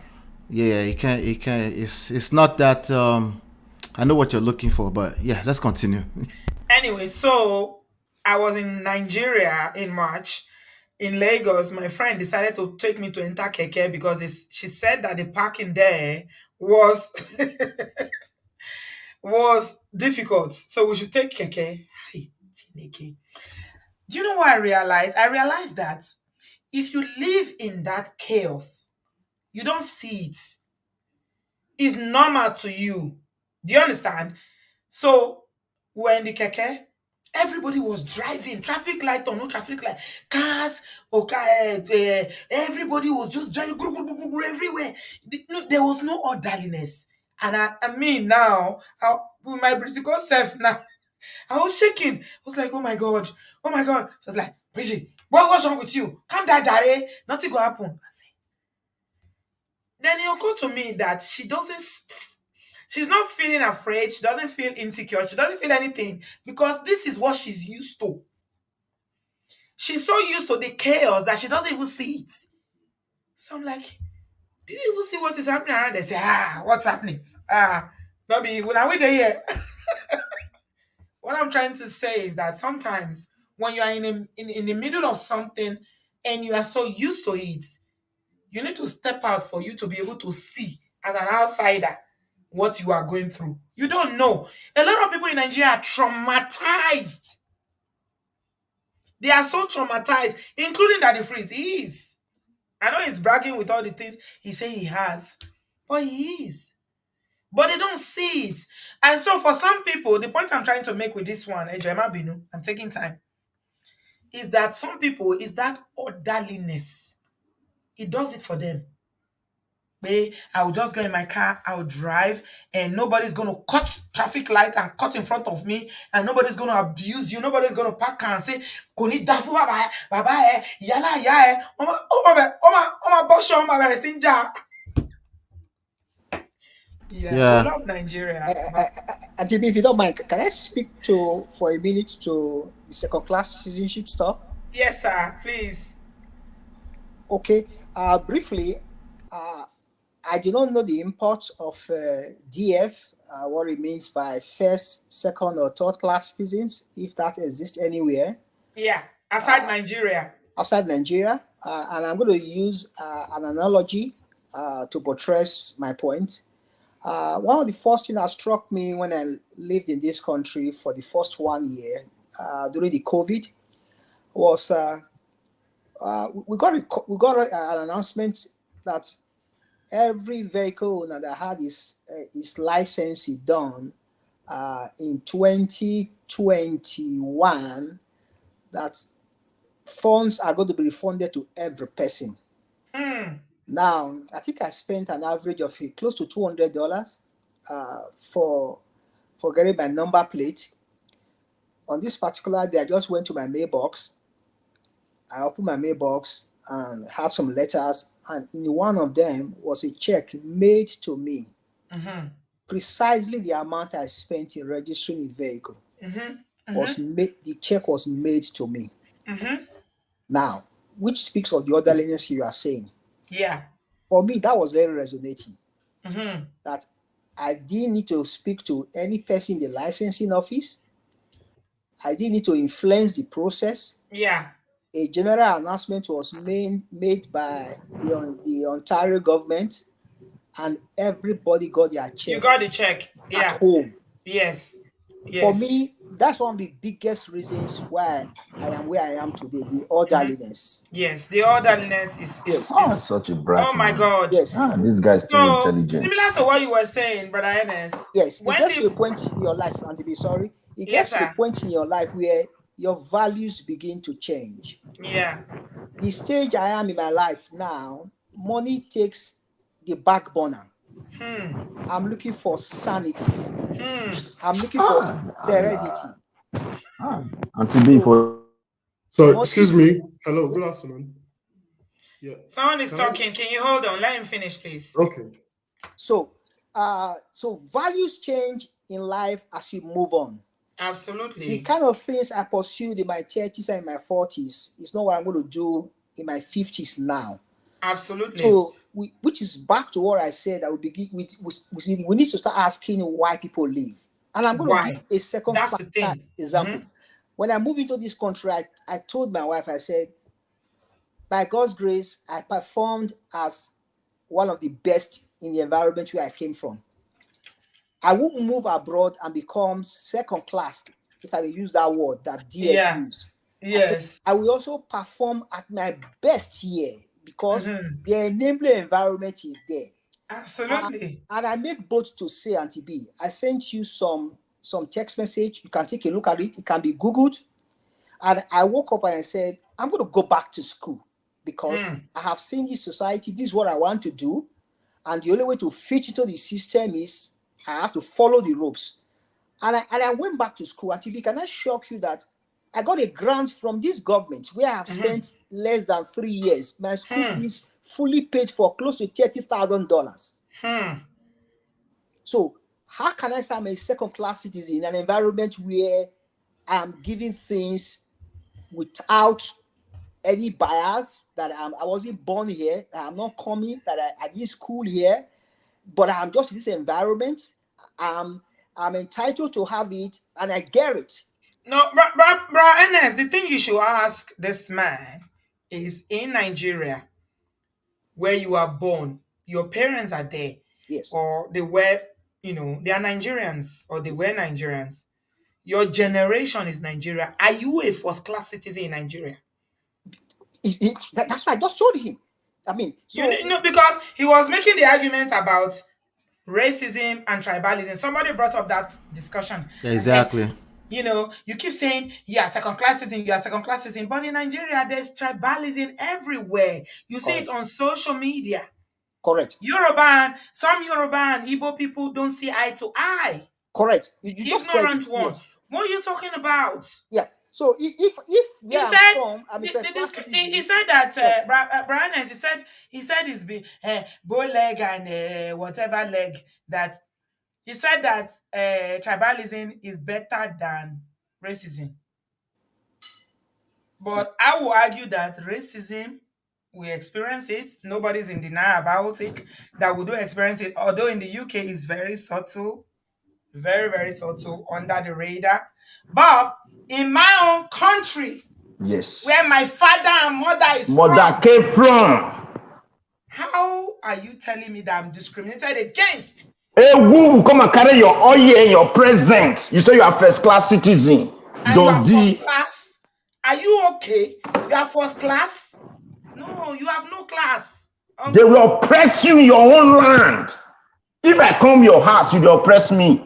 No, saying a good thing, no. I can persevere. Gentlemen, good afternoon. My name is Shay. I've been listening to you guys. I just have some few points to make. Will you be able to turn your camera, please? No. I don't want to turn my camera. I just want to make my point and go. Okay, go ahead. Yeah, I'm not entirely against that freeze, and I'm not against you guys here. And I want us to listen. Are you from our last channel? Yeah, that's Shay. That's my guy. That's him. Yeah. I think I've heard you on our last channel. Welcome. So yeah, thank you. So what I want us to do is to look at things holistically.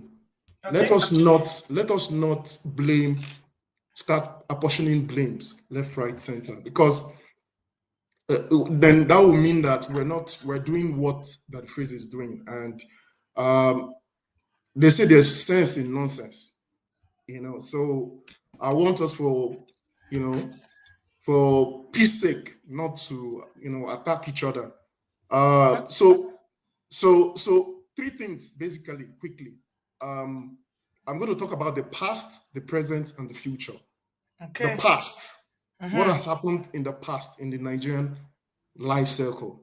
What has happened is the sense that these foreigners, or the whites, the English, they saw how we were flourishing as a people, as a country, and they brought division amongst us. In the 70s, in the 80s, I know that the free said something concerning that, and that's why I'm saying there's sense in nonsense. In the 80s and the 70s, I grew up in Nigeria, and I saw things working. But if you look at some of our leaders, when they went for training, they went to training in Britain, in the US, and they were indoctrinated. And these things brought about disruption. They actually indirectly or indirectly disrupted our system. The problem with Nigeria today is that there's an internal and an external force that don't want that country to work. And it is for an objective. BO, I'll ask you a question. God forbid, if I carry bed bug and I carry rat and I put it inside your house, would you stay in that house? But Shay, Can I answer you? Hold on. Let me answer. Hold on, man. Please. Hold on, Shay. Yes. I will answer your question, but I just want you to take a note because I'm not the owner of this channel. You know, on DF YouTube, you can never be accepted without camera. Yes, I agree. Are you aware? Yes, I agree. Okay. Do you know why I just had to make that point? I had to make that point so that you know that I have the right to say I will not speak with you because you are not on camera. Okay? Thank you. No, you don't see. You pass the question to the next person. No, I don't know. You don't have anything against you. Hello, can I say something, please? Hello, Shay. Hello, Shay. Yes, please, yes. Can you listen? I'm the moderator here. This is my platform. I have the Okay. final say here. By the grace of God. I'm listening to you. Right, Yeah. Shay. I think you're trying to change the discussion. I'm not changing. I'm not changing this. I'm driving home a point. Okay, make your point, but don't put people on the spot, because if we're going to talk about Nigeria, then the discussion is completely different. If we're going to talk about what happened to Nigeria, I see what you hold on, Shay. Yes, please. Listen, please. I want to listen to you, but we have to listen to one another. Okay? Absolutely, I'm listening to you. All right. The other people were not interrupted. When Adewale spoke, he spoke eloquently. I did interrupt. I always interject when I need to say something. Okay, all right. Be patient now. Ja. Well, I'm not fighting you. I've heard you a few times on our last channel. We're not fighting. Okay?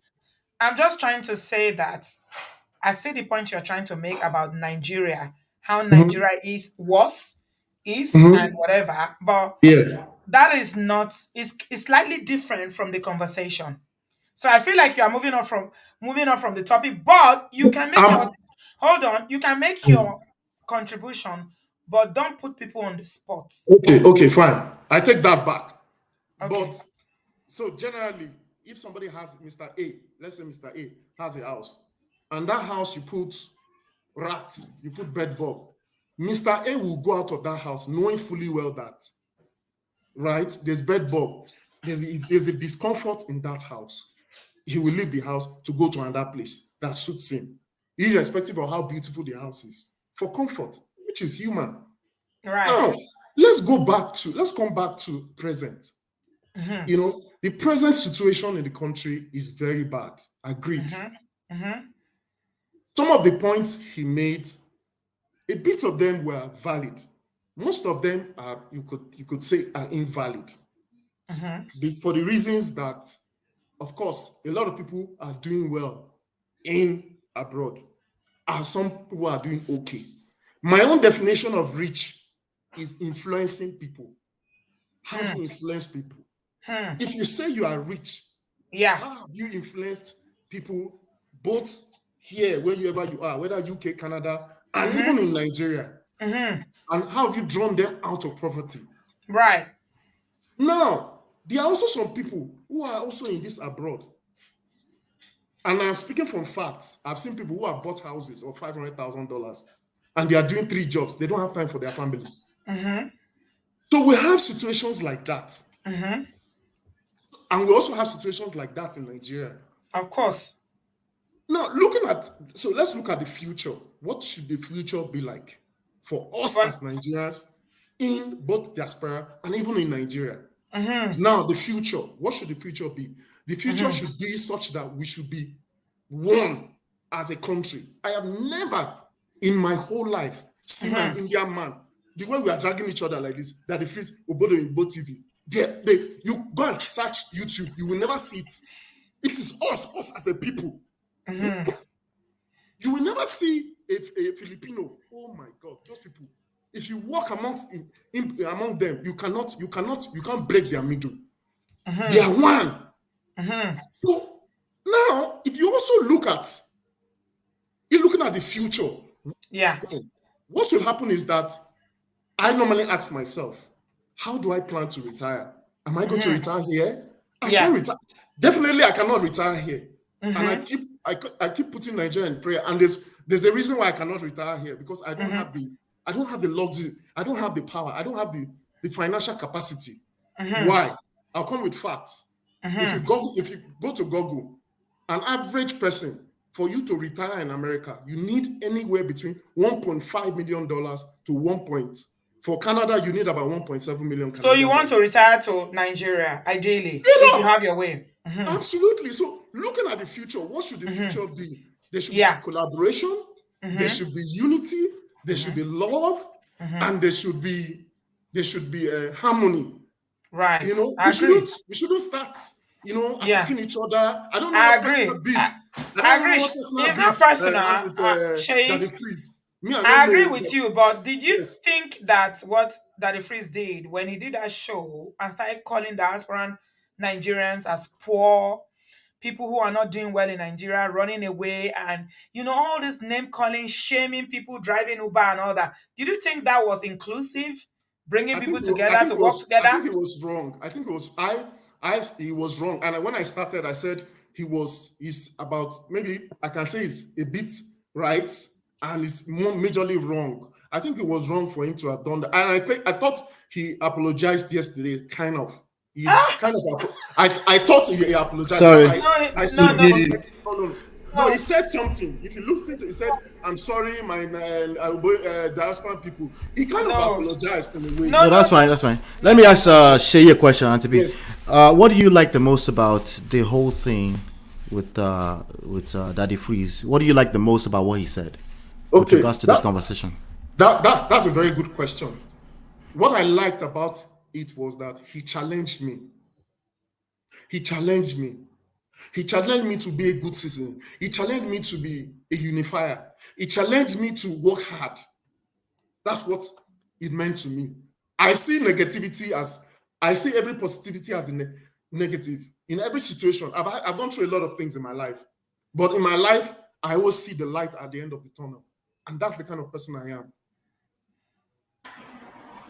I think, did he? Okay. Thank you very much, Shay. You know what? I don't know if you've called here before, but I feel your passion. Honestly, I do. I respect you because I've listened to you from our last channel, and I know a few things about you, your background, not so much, but what you shared. I think you're a very passionate person. We all love Nigeria. I share the same, what you said about planning to retire, not because I cannot afford to retire here. I can, because in UK and US we are different. So I can afford to retire here and I'll be okay. But I love my country, all right? And I've often shared it unashamedly about how I want to go back, okay? But I know that the passion is different from reality, okay? So you are right in a lot of the things that you said about Auntie B, your brother here don't retire go before. Don't hide it. Let them know. Which my brother me, I have retired. I retired to Nigeria before. Really? I spent 2 years in Nigeria. Tell you us. see, I don't like people come on social media. You know what is video? I'm putting my face here. Somebody will come tomorrow and say, hey, I know this guy, I don't know this guy. Anything I say, people watching this, even if you watch this 3 years time, they will still tell you, say this guy, whether I lie or he say the truth. See, I retired to Nigeria. I stayed upstairs on top of my house. I had 4 dogs, well-fed dogs.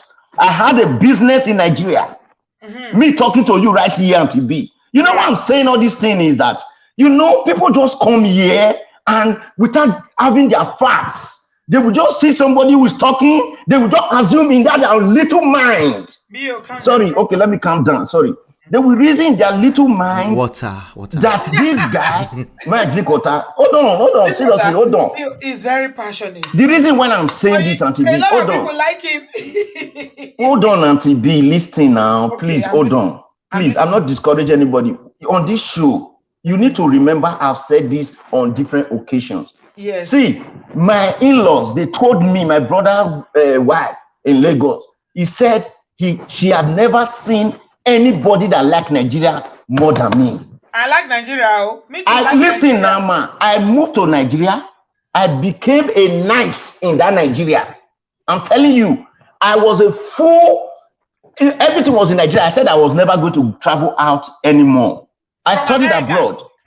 Yes, I studied after school, after work, after everything.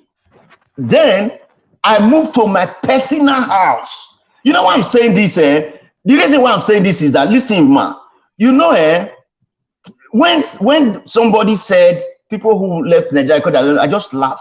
If I was a local champion, from my Egedege, those in Bini, they understand what is Egedege. From my Egedege, I'm like a king in my area. You know what I say? In the village of the blind, the man with one eye is like a king. Yes. Anybody from my zone who look at my face today go say, "What you come carry this bros enter Tell us what happened. YouTube?" Relocate. What happened? The reason why I'm telling you is what that brother, you see that brother from Canada that wrote that book, Ernest, brother Ernest. Yes. That brother Ernest, I give it to him. I'm too emotional. That kind of man now would like to be a friend because all he said, yes, wait now, all he said was why I left Nigeria. I will tell you this, Auntie B. Sometimes it's not about you not doing well. It's about you even seeing that even your own country that you love, you don't say nothing pain person pass say you love somebody, the person don't love you. Back. Yeah. If that makes sense.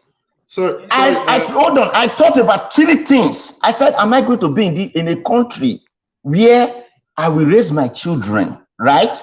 Then my children will not be looking for work tomorrow. No be say I not pay school fees for them.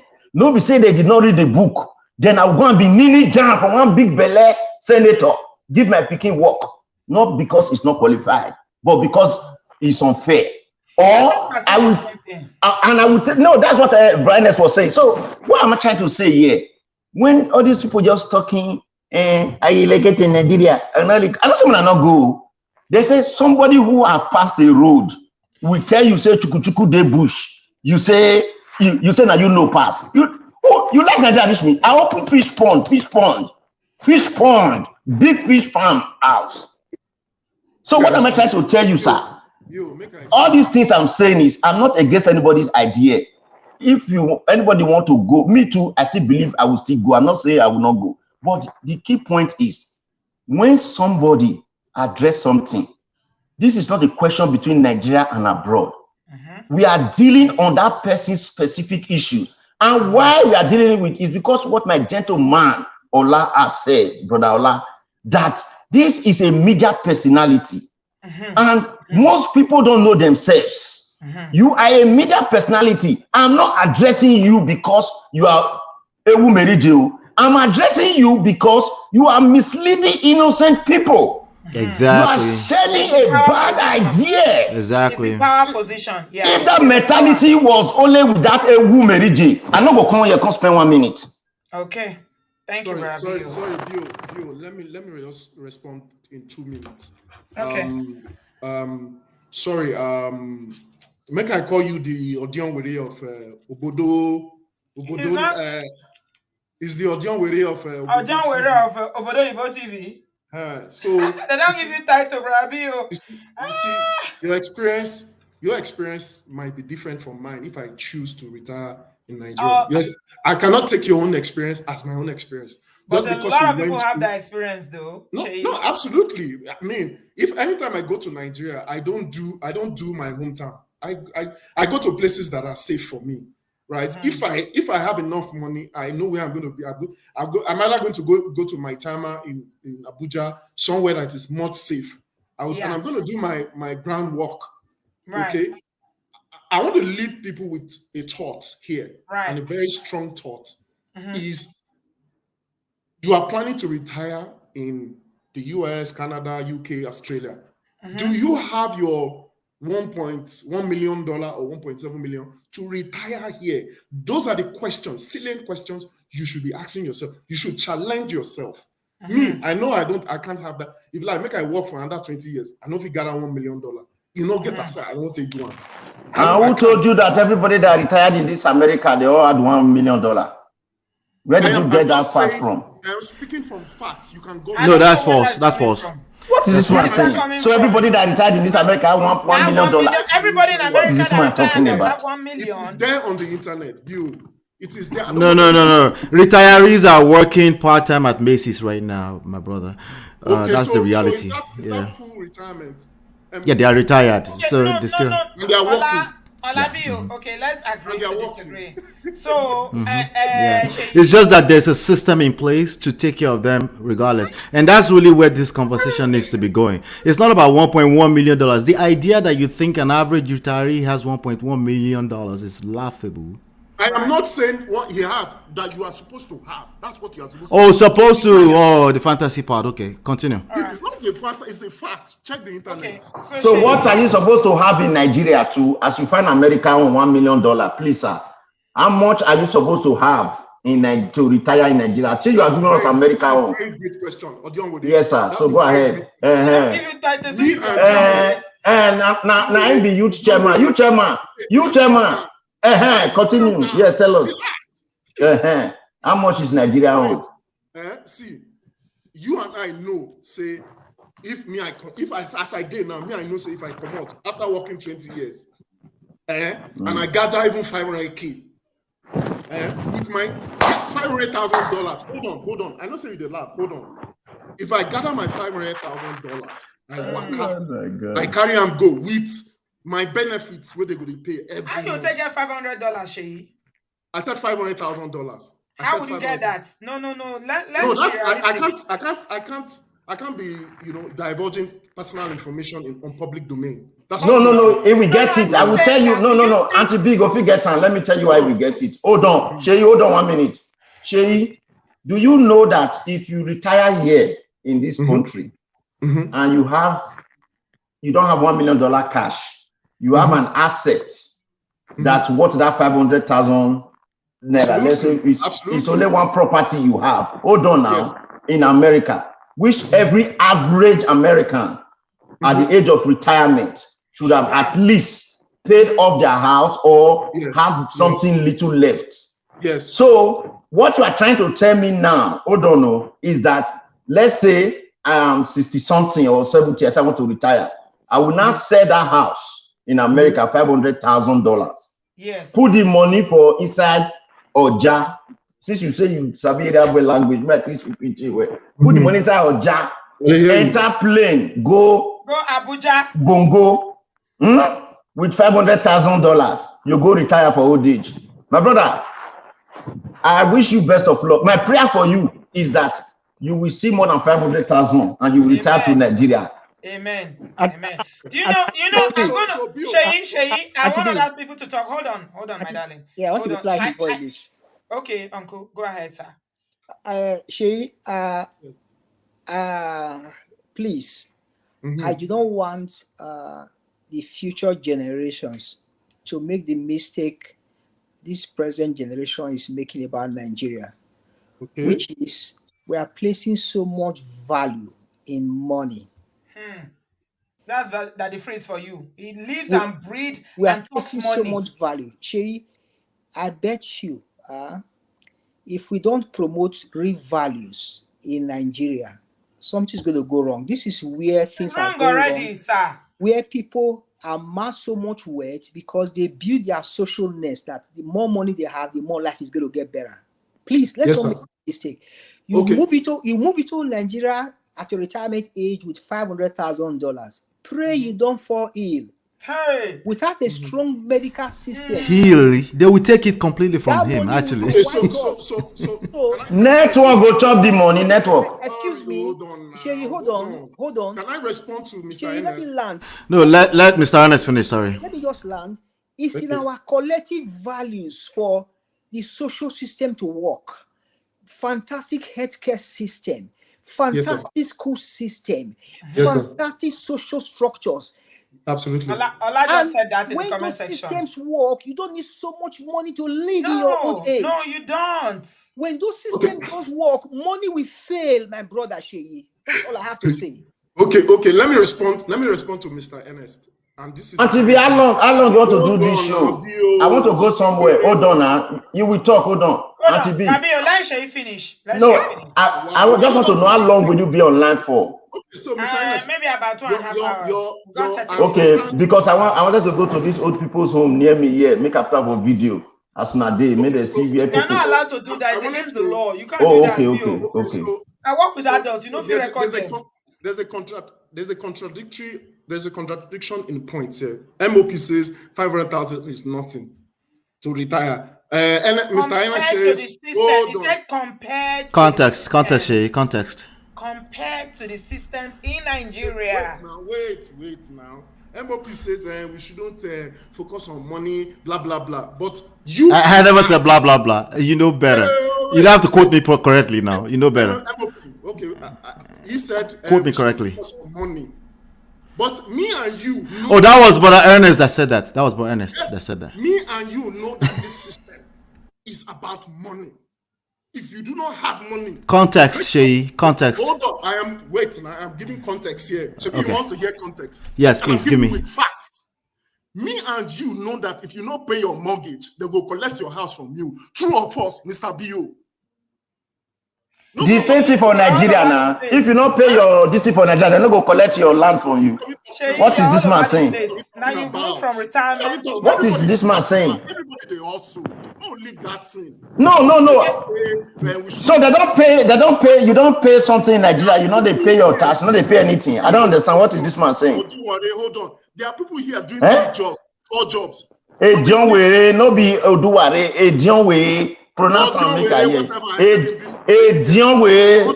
in this thing. Shay, You know, people come in with that one. And they tell Shay. you, say, now also everybody, they also for here. Don't leave that thing. This thing for Nigeria now, not be also that they also for They also Nigeria. everywhere for the You go say world. they hustle. Uh-huh. As you did, God forbid, OBO, God forbid, make you hit one and you go for leg. You for as you dey drive go, make you just hit one and you go. You go they ask for 500K. You go they sue your ass. Now me want pay and be na insurance, I not get insurance for the motor. What is this man saying? He sue my ass, now me want go bring the money come from inside wardrobe. What is this man talking about? Shay, You know that this abroad. After Shay, is in which country? Where is Shay Wait, located? before let me say the Brother Bio. I jam Oyibo man, I me want pay. Let me say this. It's the same. Education and I want everybody in the chat and on the panel to still understand it's still the same argument. Again, it's just our outlook, is how we see things, right? When you have conversation about second class, it's the same second class citizen against systems conversation. When you use second class citizen, you're shaming us because we have to deal with racism. Or you say, well, we're talking about systems versus cash, $500,000. I just want you to note that it's still the same conversation. It's your outlook on life. Yeah. Thank you. Shay, I feel like you went, Adewale, were you saying something? I mean, even the 1 million he's talking about is wrong, because 1 million now and 1 million when he's 60 is not the same thing. Like, that's not how you plan for retirement. Shay, It doesn't work. I think It's that It's the same conversation of leverage versus cash. It's the same conversations. Exactly. Can I like also I ask? said. Can I also ask how many retired people that fully retire back to Nigeria, that they don't come back at some point? They run back, all of them. I'm generalizing, all of them. All of them, even the older ones, still come back at some point. My parents come back, spend 6 months here and 6 months back in Nigeria. Most of the time, they come back for their medical because they don't have that facility in Nigeria. They don't. Like, even the Shay need to sorry ma. Shay need to go to social welfare office and sit down there.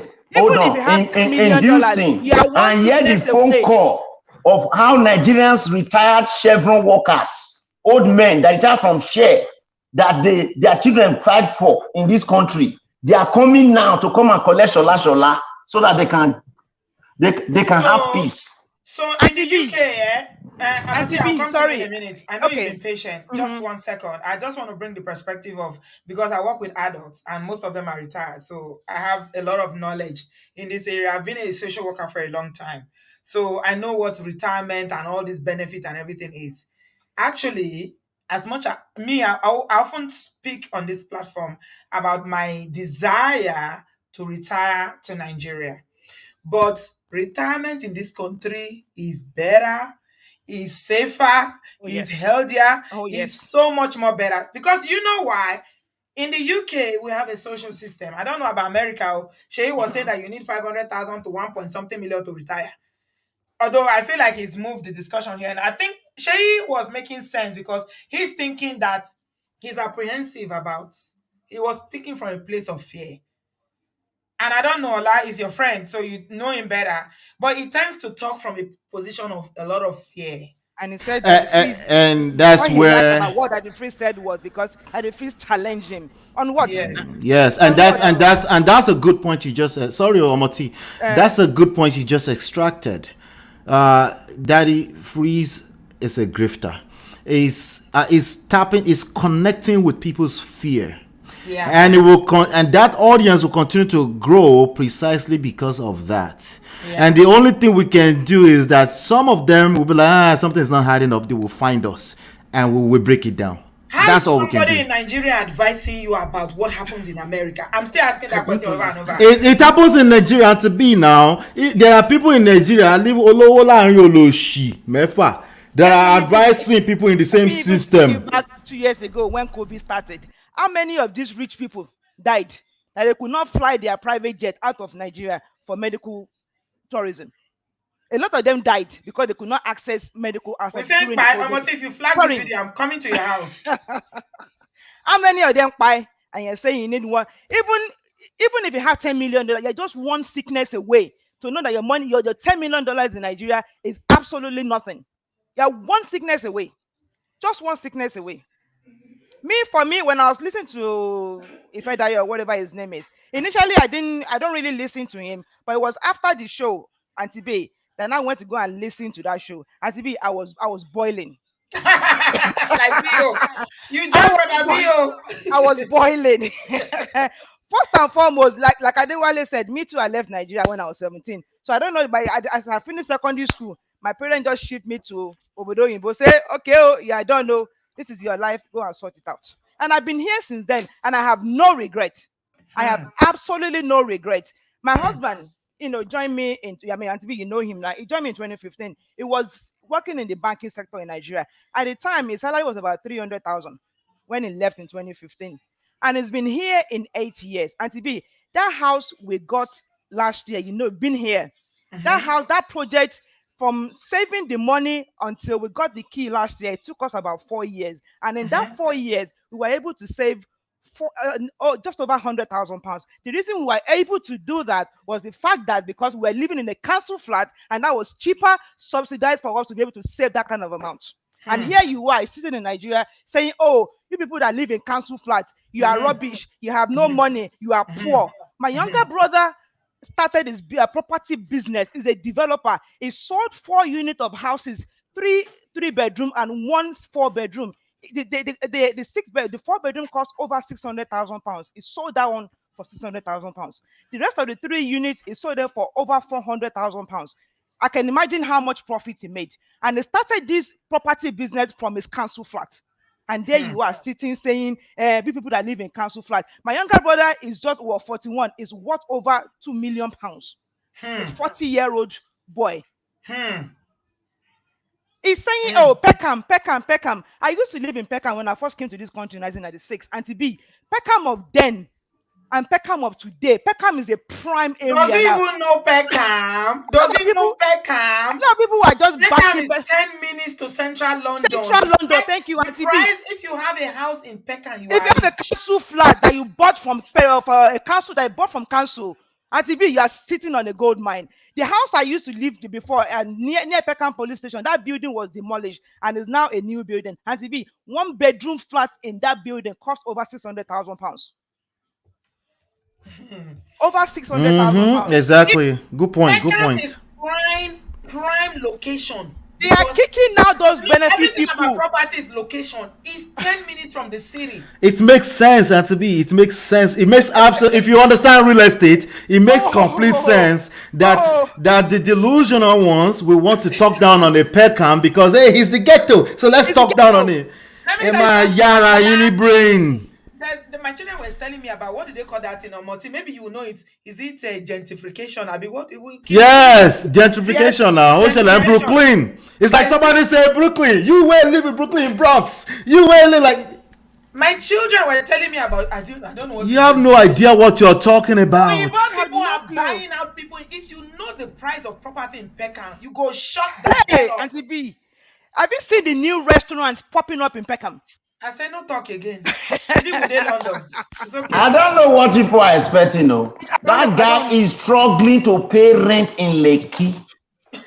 And he also said that Are initially you when I listening was, to me, Madam Omoti? yeah, Rio. That man, I am telling you today, by his account details right now in Nigeria, anybody that have average sense in terms of economy is not supposed to rent where he's renting right now. Bonk, you are his wife. You know his account. I am telling you that that guy is living a false life. He is struggling to pay his rent. The reason why I'm trying to tell you this is that when you hear people talk like this, Penkan Woolish. is Exactly. bullish. This one, Yeah. Penkan, Yes. Brixton. is the kind of person that can beat his house up to anything just to live in a Rio, place. let me even All these shock you. places that he's talking about, if you can buy houses Let in me London, even shock you. if you Now buy They it, they like cancel if flights they in talk, they London. not be made in Banana Island. Woolwich that he's talking about, they just had Elizabeth line into Woolwich. If you have a one-bedroom flat in that Woolwich area, my sister, you're sitting on A gold mine. a gold mine. A gold mine. He also said that initially when I was listening, I thought, okay, domesticated men. What's wrong? What's wrong with men being domesticated? What is wrong with that? Maybe perhaps the reason why his kids did not want to talk to him is the fact that because he was not domesticated. He didn't play a part in their life. That's why the kids didn't even look, thinking of looking back and asking after him. If he was Then domesticated, maybe then perhaps the Shola, he's kids a would have. bad man. Shola, can Amati, let me give you an example of Sorry, Auntie B. Share text to Mosense earlier. Share note. If those people when you they call when Yeah, rent reach, I just want you they to beg note them for something. That's money. all. I know them. Oh. let me And go to be to my and to be phone. actually, I want to say something about what Sheyi said. Like, if the retirees of a country or society needs 1.1 million naira to retire, what does that say about the country? Country. He should just ask himself that question. What does that say about the country? So, Just don't believe anything you Amati, hear. both of us are in this country, right? Yeah. And he talks about London and all everything that is not going well in London. And I keep wondering, why are you talking about things that are not going well in London? Why don't you talk about things that are not going well in your In freaking country, Nigeria. Nigeria? Auntie There are B, so let me many things shock you. not Let me going give you one wrong. quick story. You remember I was in Nigeria recently until last week. I went back to my old hood, Shomolu stroke Pangroof Ilupeju. So as I was walking back towards Ilupeju, myself and my nephew went together. And by Pangroof bus stop, I saw this little boy. He sat there. He was hawking. I can't remember what that boy was hawking. He just sat there, he put the stuff down, and he just slept off. And I saw him. And I stopped. I tapped him. I woke him up. I said, "What's wrong?" He said he's tired. I asked him, "How old are you?" He said, "I'm 10 years old." I asked him, "Do you have to sell everything before you go back home?" He said, "Yes." Auntie B, myself and my nephew, we just handed him 10,000 naira. I said, "Pack up and go home." Hmm. Just pack up because I can just imagine. I mean, I have a 10-year-old. I have a Yeah. 10-year-old. All the time. Amati, I You wanted to know? give you an example. Let me give you an example because we're talking Mm, about property and he's very knowledgeable about how London is so bad and all the things that happen in London and why UK is not good. And I'm good. wondering why you so focused about what is not working in another man's country. We have a prime minister that is an immigrant. Yeah, he's speaking from. I said earlier, myopic. He's speaking from Omojuro. Larry, what's the English for Omojoro, that? Larry. Yeah, that's where he's speaking from. It's like, I've seen Pastor Toby, and Imagine he's that's using where Pastor he's Toby as speaking a from. yardstick. The one Yeah, that has investigation over his name with Metropolitan Police. yeah, That's who he's using as a yardstick. Yes, yeah. so we have a prime minister in the Those are UK. the ones paying rent for him. They tell us something. I We know have the a hear prime word. minister in the UK who is a foreigner by origin. The Right, parents are from India, right. Mayor second of London generation. too. Mayor The of mayor London of too. London is called Sadiq Khan. This is his Can. second tenure. Yep. Yeah. And no, Second, I'm still talking towards the point that he's saying about second class citizen. No, I believe Mm-hmm. your Yes. point. Abi. Another Yes. like the Nigerians in Nigeria, do they feel like they are first Well, class? from what we know from Lagos, the last thing that happened is impossible in Let Lagos. tight, let tight. It's impossible in Lagos to be the mayor of Lagos or be whatever they call it if From you're the east. not Governor, if you're governor not of Lagos. from, yeah, just because even multiple generations you are Igbo man. We saw that drama just a few months ago. It's Yes, impossible in Lagos during the election. until further notice. And you're talking about first and second class citizen. Like, what do you mean by that? Like, can you elaborate? Okay. The only thing he's talking about is money. And once somebody talks Oh about yeah, money, you are Yeah. right. Ola, he said when he was making examples of the first generation people in America, he was calling people like Trump Trump, and all yes, those The Kennedys, Kennedys and Trump, the yes, Bush, the Bush. Actually, I also want to say something to brother Shay, because he's the typical Daddy Freeze listener who always listen to his fears. Like, if you're actually thinking that you need 1.1 million to retire in wherever you are, it means that you're partially living in Nigeria. Your mind is not where you are. Because yeah, if your mind is I not, was yeah, thinking if your about mind is where physical you cash. are, if your mind is where you are, you make inquiries on what people do to retire in where you are. yeah, Yeah. yeah. And then You do that. it's missing the leverage part of the conversation. Here, right? You don't have money for your rent. He said they will come and collect mortgage. That's not how it works. At No, least in my no. jurisdiction, you can sit in that house for 15 months before they get to you. Will have all kind of leverage, all type of opportunities to catch up. Even That's I know that he doesn't have a mortgage by saying that. Yes, Auntie B, even the interest rate is just skyrocketing as it is now. It was yes, last week that Chancellor of Exchequer met with the mortgage lender just to, because people are going to face financial difficulties. So they've now decided, okay, if you're going to go through, they'll give you at least some time, some leeway yes. to be able to And catch up in Martin, the. Eh? what happened when the prices of gas went up? Hey, this country, God will bless this country. Bio is always praying for America. I don't usually pray for the UK, but this country is been kind to me. It's been It's not kind. all rosy. We have our It's issues. Yeah, absolutely. Is But Nigeria which absolutely. rosy? country? Which country is Nigeria is not rosy? rosy. Nigeria is. So when the prices of gas went up, Ola, do you know what the government of this great country did? They decided to help household, Yeah, all for a whole household. year. yeah, You yeah, know how they did it? They paid to the any electricity company that you are using, just yeah. like Brian It Energy. happened here. It happened They will here. pay some 67 pounds money every month. Yeah, it happened to here. They help called you you, they to slash it, pay. they just you just notice that, hey, you don't have to pay bills for the next 3 months because My something father is is not going from on an UK. average. My mother is not from UK. How do I deserve all these things that you guys are doing for me? Yeah, Auntie And in yeah, B, my country where I come from, what about just the because furlough? I'm not from a particular ethnic group, if I go to another part of the country, I Auntie don't B, feel what safe. about the furlough during the COVID? Everybody was getting paid just so that they can meet up their, whatever they need to, need you money know, for. the part of the other conversation I need to make sure I spell out here, because since we're talking finances, is that all that money becomes inflation we have to pay back. But that's the beauty of the system, System right? that works. Yes, when there's struggle in the system, The system government is set up to comes save to everybody, everybody. because the idea of Olowola and Rioloshi that Yoruba people understand. If everybody is poor around you, you self go collect no matter how rich you are. You That's are the You're poor. actually point. poor. You're Yeah, you poor. are worse. You are worse than imbecile. Something, right? Think about the worst case scenario, right? But you are talking from the one side of your mouth where if you are rich, oh, just come back. No, it's not. If you want to encourage people to come back, you need to talk about both sides of the conversation. There is some benefits to that. The future is Nigeria and Africa, and we should pay attention to that. But the real point in this is leverage. What is it that you can leverage with having access to Nigeria? What is it that you can leverage the fact that you have papers here? But the idea that you're going to come on the internet and shame people that have papers, that's jealousy. You don't know what you're talking about. Ola, let Exactly. me shock you Being again. jealousy. Auntie B knew about it. I went to Nigerian house to go and renew my Nigerian passport. I went April 11.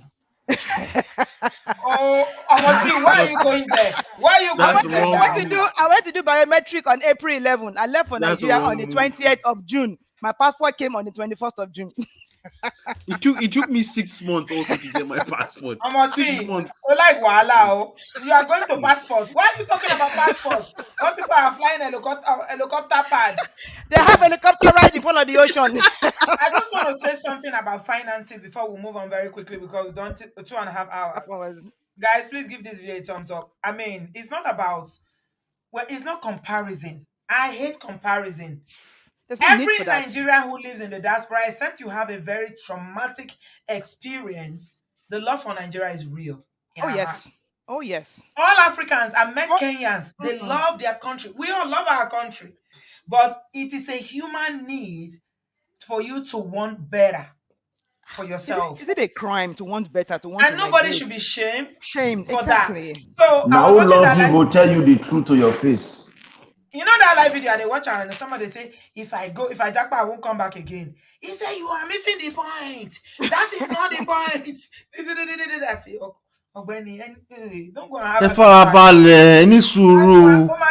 Ha! Auntie V, Lórí ọ̀rọ̀ lọ́rọ̀. let me give you another insight. One of Auntie my B, don't friends forget works to for show one the of the banks. Nigerians that are doing well so that you One of will my see friends some, works make you for go the banks contact in them. Nigeria, and then we were talking, and she told me that the IT department of that particular bank, one of them migrated to Canada, is into data science or data whatever. So why this brother was in Canada? So the company were trying to set up a new data team, and they are looking to employ people. You know what this my brother did? He said, "Don't worry, I have people for you." It took almost everyone from that bank, the IT team, and most of them relocated to America. If they were earning that good in Nigeria, why did they leave? So, Amati, thank you. Finally, what I'm going to say about, shaming people who live in council houses, they don't have money. I'll have an example. There's a couple, they're a Yoruba couple. They've been here for a while. I met them here, and they are older. They have 4 children or so. They bought this council flat in a place called, what's that place? Kennington? Yeah, Amati? yeah, Kennington, Southeast. Yeah. Southeast London, Mm-hmm. right? And they've been living there, I think, for over 20 something Yeah. years. Okay? Mm-hmm. When they bought the house was not up to even 50,000 pounds. I know. Mm-hmm. Now they sold the house. Oh yeah. Hey, Chideke, my God, yo. Sheyi, please learn about how these things work. We had a very beautiful, what's the name of that Cameroonian sister who came and lectured us and told us a lot about real estate. Yeah, it's Yeah. the best form of savings. Please, Oh you yes. need to learn more. Don't be thinking that you need cash. I'm not here to blow my horn. Auntie B, They the house sold we the bought last house. year. Uh-huh. They, Go they on. sold the house last year. When they sold the house, the money they used to sell, I'm not going to tell you how much they sold the house, but the money they used to sell the house, they took it, went a bit further because the city is always more expensive. London is more expensive. They bought a new house mortgage free, Free. Can you imagine? completely paid off. Yeah. And they had enough balance to buy Mercedes Benz, Oh yes. to do this, to do that, to do that. Now they live in a house. Do you know the only bill they have? Council Utilities. tax. Auntie B, this house we bought last year. Sorry, Mr. This house we bought last year. Auntie B, you've been here. When I checked recently, this house has gone, 100,000 pounds has gone on it within 12 months. And Within if 12 you choose to, Amati, Mm. I know we talked a lot about property in the last video. If you want to, you can take that money out. I will from that go and buy. property I as go and equity. buy his house. The house that you feel like he's living in a mansion. I will buy that his house. So, can I just chip in something? Yes, You won't sir. become a landlady. Yes, sir. You go bring Yes. your mother come YouTube. Oh. You go say, this is my landlady will come from abroad. That's how they will be doing anyhow. Brightness, go ahead, sir. Yeah, just to chip in, just to support what you are saying, which is back to what we're trying to tell Sheyi, that it's in our interest for the system to work. Oh yes. Because the question we need to ask ourselves is, how many Nigerians today that are in their 30s are buying new homes? Hey. So When the system is not working, you have a situation where one man, Dangote just built a $20 billion investment, 650,000 plus refinery. It's not Biggest his, in the world. yes, it's not his money. That is money. Exactly. You He has never seized produce that one money from the oil, system. one oil from there. Please add that one, sir. So the Continue. question is, the more we open the space where the system work, where young Nigerians in their 30s can pull up even 25 million naira from the system and do Thank you. things, we are going to have more Dangotes. Mm-hmm. Not one man One accessing man. 20 billion. And What? the problem with Nigeria is we celebrate crumbs, little successes. You have a home that is fully paid for in Lagos, in Lekki, say less is worth 100 million naira. You can't access even 25 million from the bank if you are in crisis. No, So because it's all cash. Nope. it's No, all cash. Mr. Ernest, why are you doing like this now? I You used to can't. like you. I was liking all your points. So- But did you not hear that when you're coming from Dangote house, you will see $10 helicopter? So I don't understand. Activity tell him. Maybe Stop he's you, not yet. stop it. so we are deluding ourselves if we don't tell ourselves the truth. Like I was telling Sherry, your capacity is not raised by the cash you have today. Your capacity is raised by, if you are in crisis, can you raise that money? Yes. That is where the system works. I may not have 10 million naira cash today, but in crisis, If I can need it, raise I will get it. That's where systems work. Let's stop placing so much emphasis on On people cash. amassing wealth where systems don't work, and it becomes our safety net that once we have money, we are safe. It's an illusion. Nigeria can't grow that way. Thank you. Thank you so much, Brian. And I'm going to come to Havina and Luxury. She's been waiting for quite some time. Digba hasn't spoken. I'm going to come to Please, Digba. so before you go, DF app cash you, 2 of his wristwatch is $35,000 every time you show it. So it's cash. Thank you, And to sir. me, I also want to say one last thing to Brother Shay before everyone else speaks. Please, Brother Shay and every other Nigerian listening to Daddy Freeze. Daddy Freeze lives in Nigeria. He can't tell you how to live in the abroad. Stop listening to that guy and start networking with the Nigerians or the foreigners in where you are. Because when you do that, you would know that you don't actually need $1.1 million or pounds in cash to retire. That's a failed way of thinking. Yeah. You're going to lose your money. Very flawed. Stop listening to Daddy Free. He doesn't know anything. That's all I'm going to Did say. he tell you how much you lost in Forex exchange? He cried about that. I yield. He lost money. I didn't know that. Okay. I yield. Thank you so much, Adewale. Why I are appreciate you. you lying against him now? Why are you lying against him? Okay, we're going to come to Havina. Havina Luxury, welcome to the show. How are you? Good afternoon. Good afternoon, Auntie B. Good afternoon, everyone. Thank you so much. Thanks for your patience. Where are you joining us from? I'm from Maryland. Welcome. What do you have to say?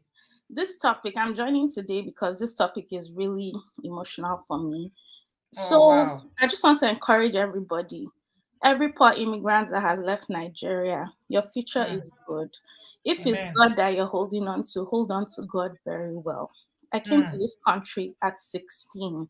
I came to university. By God's grace, at the age of 27, I bought my first property with mortgage. Well done. With Well mortgage. done. Well By done. the age of 37, 10 years later, by God's grace and mercy, I paid off that mortgage.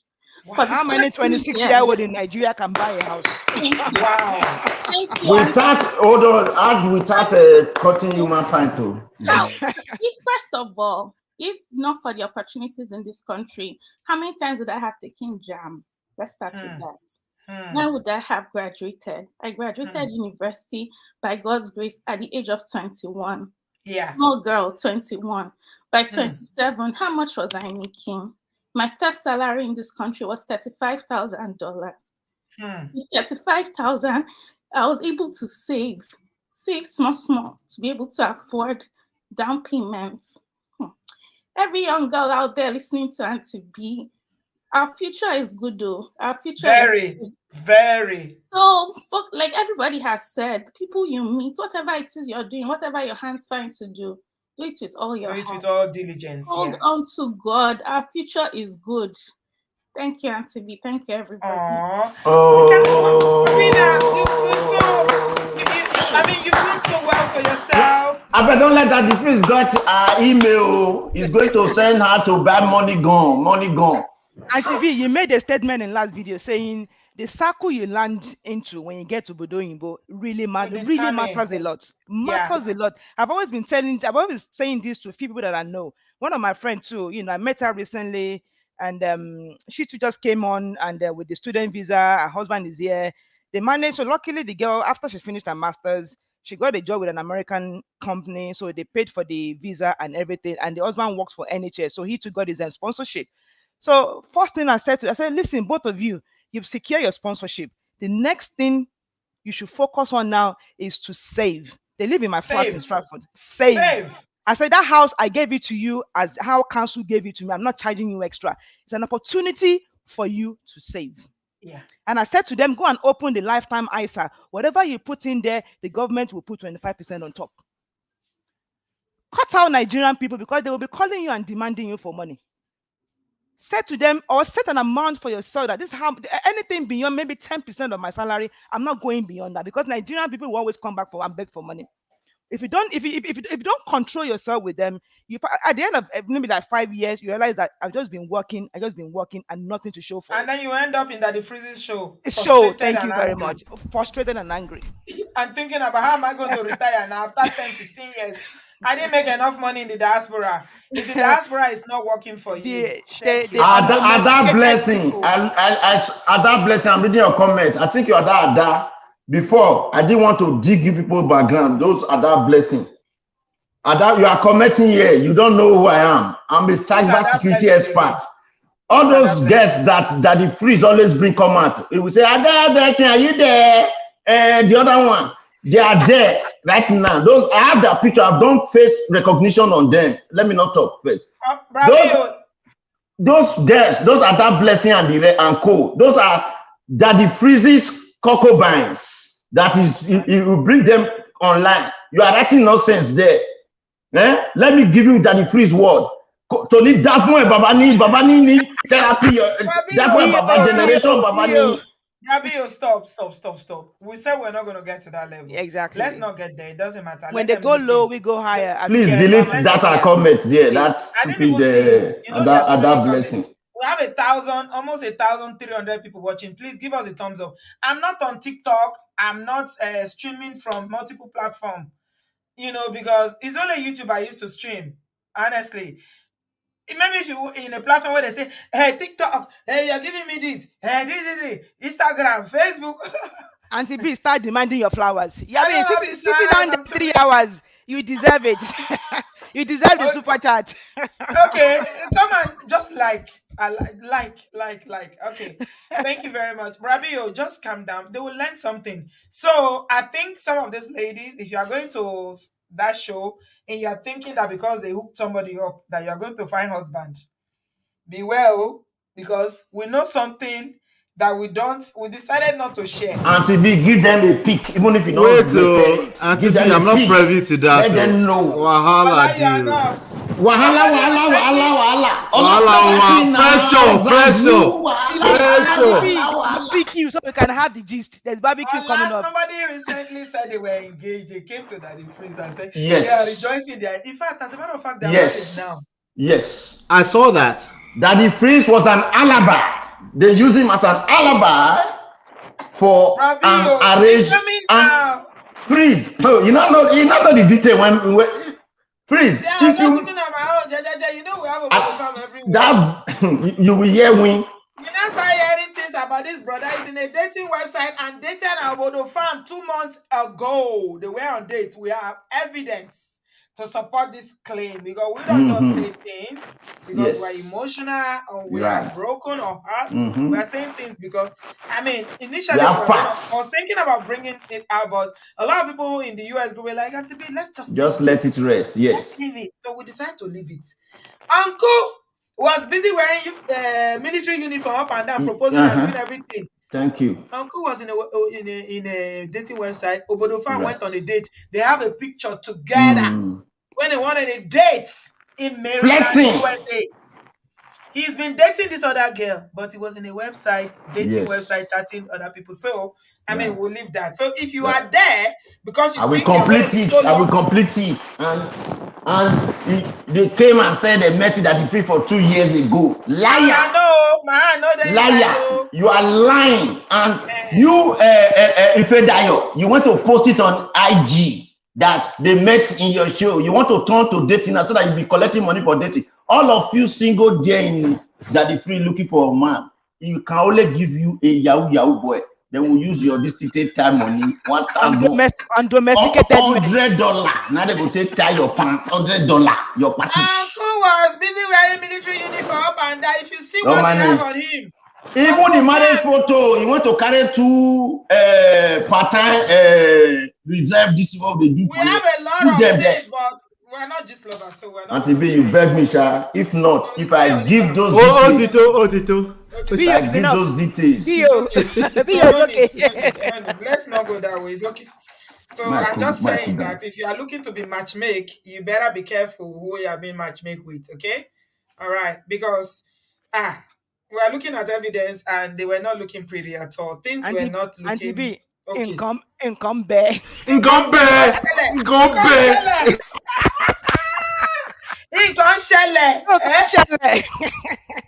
When I see wedding, I say, yeah. Really? I was like, what?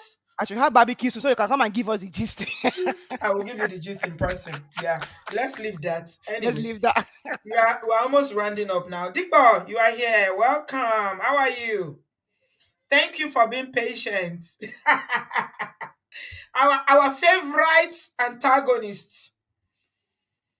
Dikbo, are you here? Can you hear me? Unmute yourself. Okay, maybe Dikbo has stepped out too. Okay. No, Dikbo is not there. Dikbo is not talking. I don't know. What is going on? Jesus Christ. He's not talking. Okay, that's all right. Dikbo, if you can hear us, I wanted to hear your perspective about all I'll this. be waiting for Dikbo, please. Let's give him a few minutes to join. Okay, we'll give him some time. Dikbo, if you can hear me, please come on, okay? All right, Amati, finally, what do you have to say? What do you have to say? If about this whole scenario about diasporans, whatever you do, like Adewale said, so don't listen to someone that lives in Nigeria. He's comfortable in his house. That's why he's able to come online and be ranting and chatting absolutely nonsense. And people in Nigeria, if you have the opportunity to japa, my dear, japa, because there are better opportunities for you in the obodooyinbo. Unlimited opportunities for you. That's all I have to say. Thank you, Auntie B, and thank you, everyone. Thank you. Thank you, Amati. Say hello to your husband for me, my brother, Sam Olu. I appreciate you. I love you guys. Keep my snail from Nigeria. Don't dash it out. I'm coming to your house. Okay. Brother Ernest, are you still there? Yeah, I'm here. Okay. I want to hear your thoughts as we round up. What do you have to say about this whole thing? What's your advice for Nigerians who live in the abroad, especially those who are feeling very disillusioned? They feel like, this part of the world has not favored them and they are confused and wondering, maybe the grass is greener on the other side or whatever. What do you have to say to them, sir? What I will say, like I said, this show today is not about shaming anybody. It's about us looking at what the numbers say. Data don't lie. As new generations, Nigerians, I want the best for Nigeria. Whether those who are at home or those who are in diaspora, we can only compliment ourselves. We can learn from what the Asians did, where all those who left to the US, to Canada for education, they all went back home. So our prayer is that the system will work.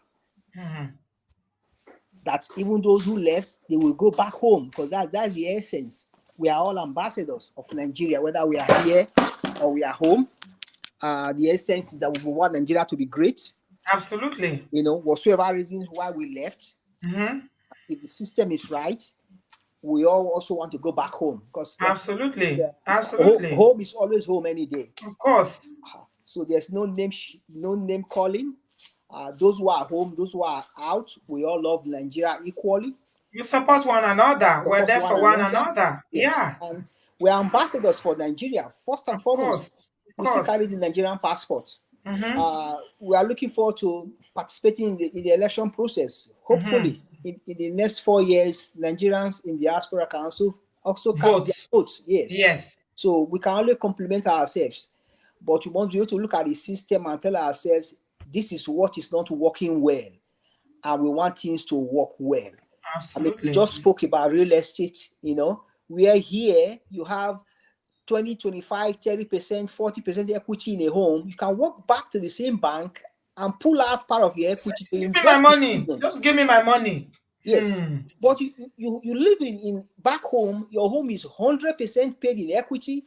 You can't walk into a bank to get back some money to use. So the environment is unvibrant, the system is not opening up. It's the same people who are rich that keep getting richer. Oh yes. So new people are not coming in. So even the real estate environment is not expanding because we're having double digits interest rates. No young school leaver in his 30s can afford to go and pick up a mortgage to start paying. Hmm. In a system where it's cash and carry, where can it raise 100 million? Hmm. So we must be able to encourage ourselves that it is now a collective good and responsibility that the system should run. When the system runs, then we must de-emphasize money, because Hmm. when the system runs, we begin to see that the real values of life are not driven by money. In fact, the best things of life, they are free. Good Yeah. health is given free from God. Absolutely. So if we don't de-emphasize the use of money, we are going to get into a system where those who think that the more they are rich, the more they dig up money under the ground, the more they are going to get comfortable, and money will fail. We have all seen Hmm. where money failed. Of So course. in summary, what I'm saying is that we can only complement ourselves, whether we are home, whether we are in the diaspora. It's now our collective interest that the system should run. And if the Absolutely. system is not running, let's look at ourselves in our eyes and tell ourselves the truth that this is not working.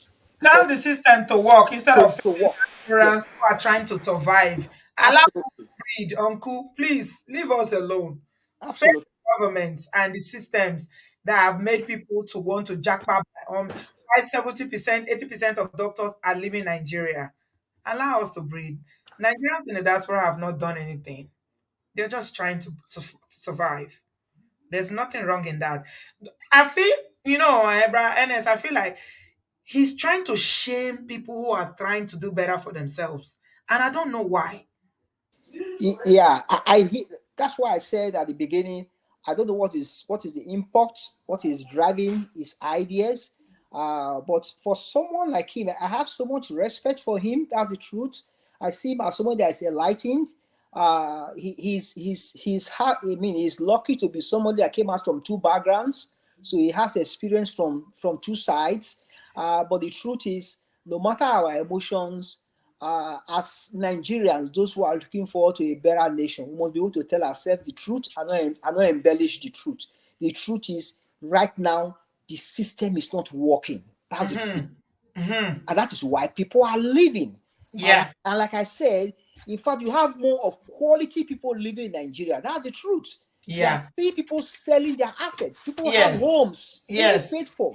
They are Yes. selling it to move away. They are not hungry, but Yes. they just want a better life. Someone Absolutely. want security. So want some has they want social nest. So want a serene environment. So there are Yes. different reasons driving people while they are living. And for us to box them and think something is wrong with them, they can go to places. If they like, they don't come back. Then we are not telling ourselves the truth. We must be able to Absolutely. address the fundamental, what I would call the root The causes issues. of why Yes. people are living, and we can build a very nation where we all can be proud to return to someday. Amen. Thank you so much, Brother Enes. I really, really appreciate you, sir. God bless you. Thank you for joining us tonight. I appreciate you. God bless you. Right. Dickball, can you hear me now? I don't know. I think Dickball has gone to sleep or something. Okay.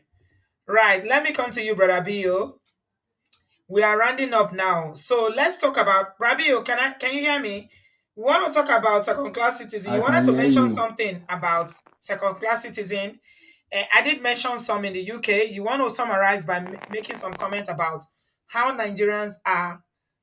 See, the enabling environment is not there in Nigeria. Okay, let me Nigerians just. come abroad and they excel so much in the US. So you want to talk about that while we end?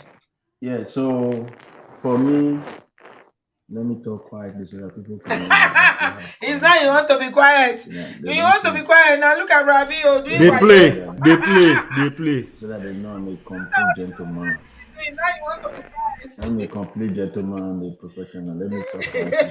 So I have a You don't see pressure, I huh? have a statement to make for people that I love, which are my people, both abroad and back home in Nigeria. In terms of whether first class, second class, third class, fourth class, sixth class citizen, yeah. just put this behind your mind. Now, who call you person? Now you go call person. We don't The hear you fact. again. Your voice don't go over low. Oh, now they hear me. Now they hear me now. They talk a bit so that we'll hear you Okay. more. Okay. So I have a word for people that I love. Everybody. My people back home, my people here in the obodooyinbo and everywhere. It's as simple as this. It is the person that calls you closer, draw you closer, that you should take closely to. Regardless whether you are in Nigeria, whether you are in the obodooyinbo, how does that society treat you? That is what is most important. Even in the very scripture, if you will take an outsider to be a blessing to you, don't say because you and somebody is related by blood, mean you must die there. So what am I trying to say? One of the reasons why most people in Nigeria are still living in denial, especially somebody like Ifedayo, is because his biological father or claimed biological father is actually Yoruba, you understand? So when he lives in Lagos, because he's living in Lagos and he speaks Yoruba, he's feeling happy now because he don't know the meaning of second class citizen. Let him leave Lagos and go and stay in Imo or ask Igbo man living in Lagos what they go through. Racism cannot be as bad as in America that me as a black man do in this country. These people will now best come and burn my business. Have you heard of that before? Let us be sincere. Even if racism is bad, you can tolerate it to a level because that's what I'm telling you. Yes. But in your own country. In your own country, somebody will come and burn your shop because you are from a different state. In your own country, I know somebody in that Lagos today, Auntie V. I don't want to mention it here. He had the money to open an hotel in Lagos because of tribalism. His own money, oh. It's not government money, oh. His own money. I got it, I don't know, but what I'm saying is his own money. Till today, anytime I sit with him and he tell me that story, I shake it like this. No, in your own country. It's not only in Lagos, it's everywhere. There's so much tribalism in Nigeria. In your own country, go and look for contract in NPDC. May not wear kaftan with Hausa cap. Then you will know that you are a third class citizen, if not I'll go to class NNPC citizen. and try to get into NNPC and do business or do a job. When you are not Hausa, you will know that you are. You will not have fun. Say you be third class citizen. So what am I trying to say? If you are fortunate to be somewhere, see, when I was in Europe, let me tell you, when I was in Europe, give me the leverage to put the law there. When I graduated, my first interview was with Microsoft. And you know what? They quote me a chapter in Dublin that if there is vacancy. I think you told us this story before. They will first consider this category This category, this plenty category before they go reach your turn. Yes, yes, Auntie B. So the first consideration was Irish citizen. Where an Irish citizen is not available, an EU. Where an EU is not available, EEA. Now, what am I trying to say? They spelled it out clearly. Now, if peradventure you are even from Niger, Auntie B, I hope you can hear me. Oh. Yes, go ahead. Yes, if peradventure you are from Niger, but you already have the Irish P, for instance, you still fall into the same category with the Irish. Now, what am I trying to say? Even here, let us obey, please, my brothers. I just got begged. Nobody says you should not go home. A country that took you, They don't gave owe you their, jack. They don't owe gave you their pali, gave you their pali is out of love. Trust me. Obey their laws. Live right. If this place tire you, I have said it before, expired passport can take you back to Nigeria. You don't even need $500,000. These people that are fighting, Brabio, let me go in. The people, all these people where they fight, they're no close border for Nigeria. With the expired passport, you can go. Why don't you just go instead of stressing us? Go now. Experience is the best teacher, right? Right. Ah, go. So at the end of the day, what am I trying to say here? Anything that we are doing, please, Nigeria, if it's good for your body, well and good. Everybody cannot leave the country. Yes. Everybody cannot still be here. Yes. Everybody cannot stay in this thing. And whether you like it or not, it is something personal that I'm not even supposed to say. But if I die, because of you now, I won't talk this one. My dad refused that he will never travel abroad. Till today, my dad is not rich. His own belief is that he just like as a day house. Now, what am I trying to explain to you? There are people who will still move because they just like to go out. There are people that will still just remain. Like me, no matter the money I have in Nigeria, that on, they are only ping, ping, ping, ping, ping, ping. I don't like it. That idea that they will rush to go and look for generator, I don't like it. So, if before that I don't like that thing, and because of that I decide not to say I prefer here, does not make me bad. No. So all I'm trying to say in essence, please, my do what people, works for you. Yeah. That do what works for you. And leave us alone, please. Efedayo, this is the second time I'm begging you. They hold me for this channel. I am begging you for the second time. If you ever come online and talk about people abroad again and mention nothing, I heard you when you were saying your craze, you be Ibadan boy, they talk Ibadan boy. Look, you know anywhere for Ibadan. They talk out of the fry for Ibadan. I go take you so Gary. This guy never know anything. So at the end of the day, what I'm trying to tell you in essence is that just leave us alone. Whether we do Uber. Face the issues of Nigeria. Face the issue of Nigeria. There are so many issues in Nigeria. Yeah. We need you there. Carry camera. Go and be videoing potholes. If you are trying to go into this government by trying to withdraw sympathy from your paymasters, coming online saying Nigeria will be great. We want Nigeria to be great. We not be even want Nigeria to be great. Because if Romania is better than Nigeria, you will not be in Nigeria. I know you now. I know you more than you think you know yourself. So in the first place, you know your value will not be in Romania. Because if that say Romania, they don't consider you. Poor relative, now the poor relative for Europe. No, they're not considering in Romania. They used to laugh him. They will say, So that is why he's here. So at the end of the day, what I'm trying to tell him is he should just stay lane. Yeah. He should just be on his. If you come online and you shame abroad people again, this matter I cannot like government work for it. Me personally, not be this channel. Me. Because of you, I will pull. If you reach out to me, give me my number, direct number, my real number. It's okay. At least you know the kind of person I am now. So you know I'm not scared of anything. When you talk to your military men here, ask them who the code for BO Alpha Beta. That is what I am. I will offer you. Thank you very much. Thank you, Rabio. Rabio, carry this matter for her like who they say Gugura and Ekpa. He mean if Fedayo. He really mean and where. If Fedayo, unfortunately, won't talk about them. Now your lights can't go off. Now that one make me laugh fast. I laugh, I won't faint. I was like, what? But there's something I want to read. On your coffee break, you said something here, which is deep. Talking about third class citizen and second class. All of you are brother second class citizen. All of you are brother second class citizen. Are we first class citizen in Nigeria? Hello, uncle, are you okay? Sheikh Badun, are you all right?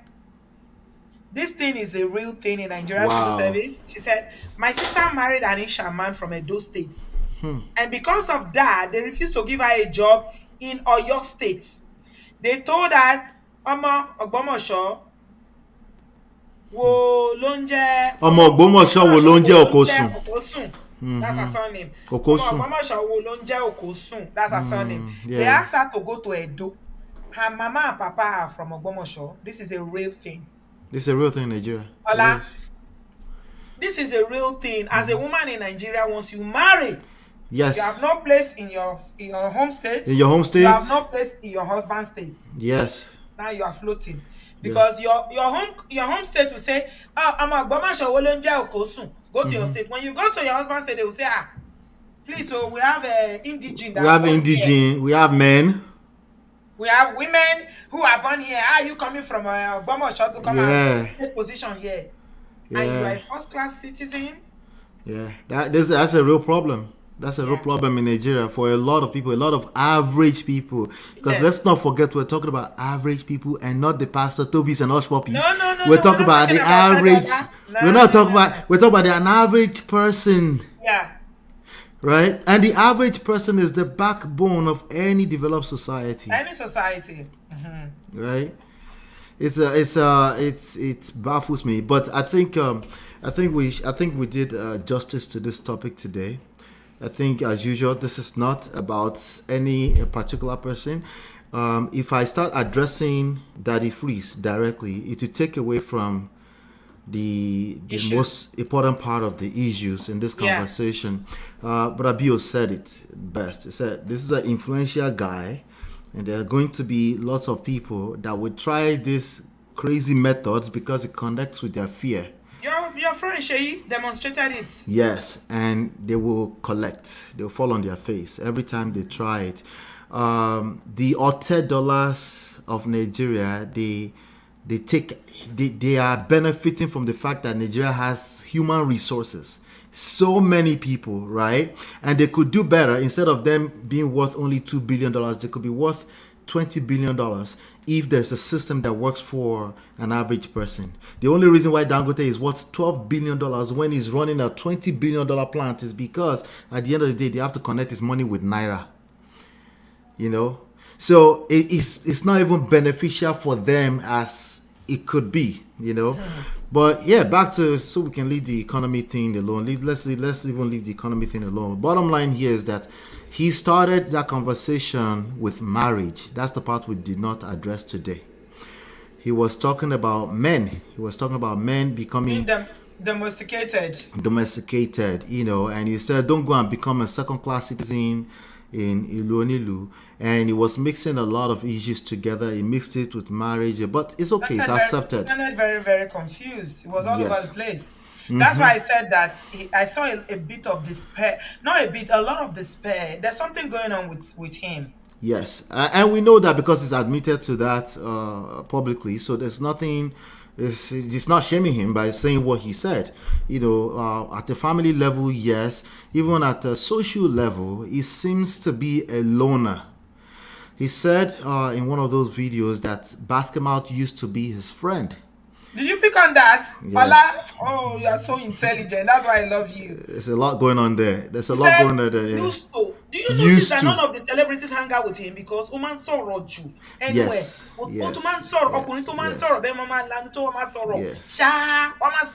Men don't like that. Men don't talk like that. If women are talking like that, you can still excuse her.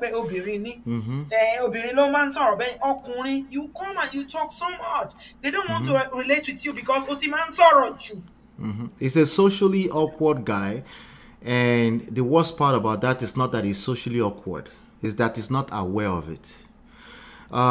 He uses the internet, the fact that he can jump on a show. He's a very good radiocaster. He's extremely good at what he does, right? But we also know that some of these people, who are either actor, actress. They surface. They also tend to be socially awkward. They're not as social as what it looks like because Yeah. you're looking at them on the stage. Yes. So that's something we should pay attention to. So it's there's a lot going on with him personally. I'll just tell you that right now. Yeah. All the insults, all the swearing for people. Yeah, he was deep in the sign language. He was shaming. It was insulting. It was using guilt. It was using guilt. You can replace that with fear. It was using fear to trigger you to feel wrong. He had a need, and particularly an obsession to be right. Yes. So, and he can't see beyond that. Okay. In fact, his last talking point was, "Well, I just won't argue." Like, no, actually, you want to argue because your point, your point didn't have any basis. Okay. Let us be true. Let's tell the truth. The truth Well, tellers. you're always telling us about the truth tellers. The truth tellers, we know them. They are the truth monopolizer. They are the only one with the access to truth. Yeah. The truth. And then they just confuse themselves and they're confused. He moved the goalpost a few times. He said, okay. It's not they're poor. It is that they're not rich. Dude, there's nowhere in this world, including developed society, where most people are rich. Most people are average people. But when you have a good system, they can survive. They can have a good quality of life. That's the working class. That's why they call them the working class. Yes. And more importantly, as opposed to quantity of naira and dollars, they can have a good quality of life. Yes. Light doesn't have to blink in their eyes for 3 minutes every single day. Right? Every single day. Right? Allah is not theatrical. You see this light? There is a 99.9999999 chance that only blink. What about my son who is an adult now, has never ever experienced that? Just wait the light now. It's 3 minutes. Yes. Come back. Yeah. So it's natural to them that there's going to be electricity all the time. Yes, but it's very important that we note that there's a lot of people in the masses with that mindset. The only difference is that they don't have a show, so there's no light on it, and they make these mistakes. Like you said, she demonstrated that here today. We were talking about. I said context, but he said context. Say, hey, they will kick you out of your house if you don't pay mortgage. Actually, that's not how it works. Yeah, that's not how it works. I thought you were helping him, but I think he needs a lot of. It probably needs to go to therapy. No, correction, Auntie B. I'm not helping any one particular person. There's 1,000 people watching us. No, but I know he engages with you on your show. No, he left. He hasn't come back since then, since the whole Kenneth thing. They don't, Shay, if you're listening to me, I know what I'm talking about. They are coconut heads. They don't want help. They can't receive help until they hit rock bottom. Remember, we've been talking about that. Rock bottom for Olukaluku Ototo. Right?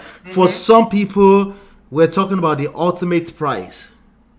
Okay? Let's be clear about that. And that's okay. We are human beings. It's about 8 billion of us. Some people are going to collect small and everything in between. Nobody has it perfect. Absolutely. Yeah, nobody has it perfect. So there's the first class, second class thing. He's talking about systemic situation now. Every society has their own systemic problems. So in Nigeria, you can talk about tribalism. Here, you can talk about racism. And it's inherent to a large extent because people often don't mean to be prejudiced, but they find themselves being prejudiced. It's systemic. But he's attacking it from a standpoint of his personal. Like, you want to just like a class citizen. When actually in Nigeria is where they treat people mostly like that. How? Jesus, Ola, do we want to go into how we that live in the United Kingdom, the way we are treated here, largely? Yeah. Oh my God, the kindness, the compassion of strangers, people who don't know you. I remember when I first came to this country, I was heavily pregnant. I share this story all the time. That was the first time I experienced what kindness is in this country. I was very pregnant and I went to do shopping. I wasn't driving then. We had just come. Yeah. And I was on a bus. I had all the baby shopping, and I was alone with my baby, a toddler, and I was pregnant, and the bus stopped. This man stood up. Oyibo Mami Omori. Look at that experience. We took that bag, took everything, told the driver, please wait. He brought it outside. He said, are you okay? Are you going to be able to walk on? Because my tummy was big. And I was like, what? This man doesn't know me. To buy Nigeria, eh? Yeah. But now get out now. What you do? You waste our time. Why are you here? The mama kicked the mommy. I experienced compassion. And I was like, wow. Yeah. Yeah. These people, they don't go to church. Most of them don't even believe in religion. But the level of compassion, the level of empathy, the level of understanding they show. Yeah. And you are calling us second-hand citizen. Now, at me, that's at an individual level. That's your experience, right? Wow. So there's an active argument going on here in our society here between the Africans and the African Americans. A lot of Africans have this experience you've had, so it's very hard for them to comprehend systemic racism, right? And African American is personal to them. Systemic racism is personal to them. And when they have this kind of, when a Nigerian man is talking, they see somebody assimilating into white people or white supremacy. Is this as an active argument going on? It's confusion everywhere. Yeah. I mean, because I experienced that doesn't mean that I don't know that there's racism. We often talk about it here. Exactly. Of course So see where you are able to comprehend the difference, right? Yeah. Of course So, there's racism. and there's a lot of African Americans that can't comprehend the difference too. They now turn Africans to enemies too. I gave you an example of them. The video I shared with you when we finish, you should go watch it. Some of it stem from that. Okay, it's people that don't have Okayy on both sides, right? People like Daddy Freeze candidate is Showore. You will understand why. You cannot have access to power at micro level and macro level. The best you can do is make a little bit of change by talking and creating division online. You see what I'm saying? It's all connected though. It's all connected. And the fact that if it's a grifter, he's just trying to take advantage of people, maybe some, but it's not that intentional. It's personal for him. It's all this conversation is very personal for him at a personal level. It's connecting with men. Okay, shout out to all my brothers. I have love for you, but I'll have to keep calling you out, right? He has compassion for men that haven't figured out how to do family properly in the obodooyinbo. He can connect with their pain, and he's speaking from two sides of his mouth because he actually has compassion for his wife and what she might have gone through and being able to escape. He's also speaking from that side too. Like, women should have options. You notice in the conversation, he left a little bit of room for women should have rights. I think somebody said that that's the only person he likes. Taste bud is the only person he likes. Yeah. Every other person, he will slag you to the moon and back. It's going to be a tough one for him to understand everything we're saying. It's not about him. There's somebody here who knows that something did not connect to what he's saying, and that's why we're having this conversation. And last but not least, Auntie V, because I do have a show in 9 minutes. When are you starting? In 9 minutes. I will extend it to 6. I will extend it to in 40 minutes. Let's just call it 40 minutes. 40 is late, Ola. I have to go to bed. To be our share, you can rest. One more time, one thing. It's almost 10:30. They jump in really quickly. That's fine. I'll make it 5:45 p.m., which is in about 20 minutes or so. Okay, that's fine. It will give me a break. Okay, no problem. Guys, you need to join Man of Prestige. Yeah, we're going to break this down even further. Trust you. You do it very well. Yeah. He needs to learn. One thing that he needs to learn from you is public speaking.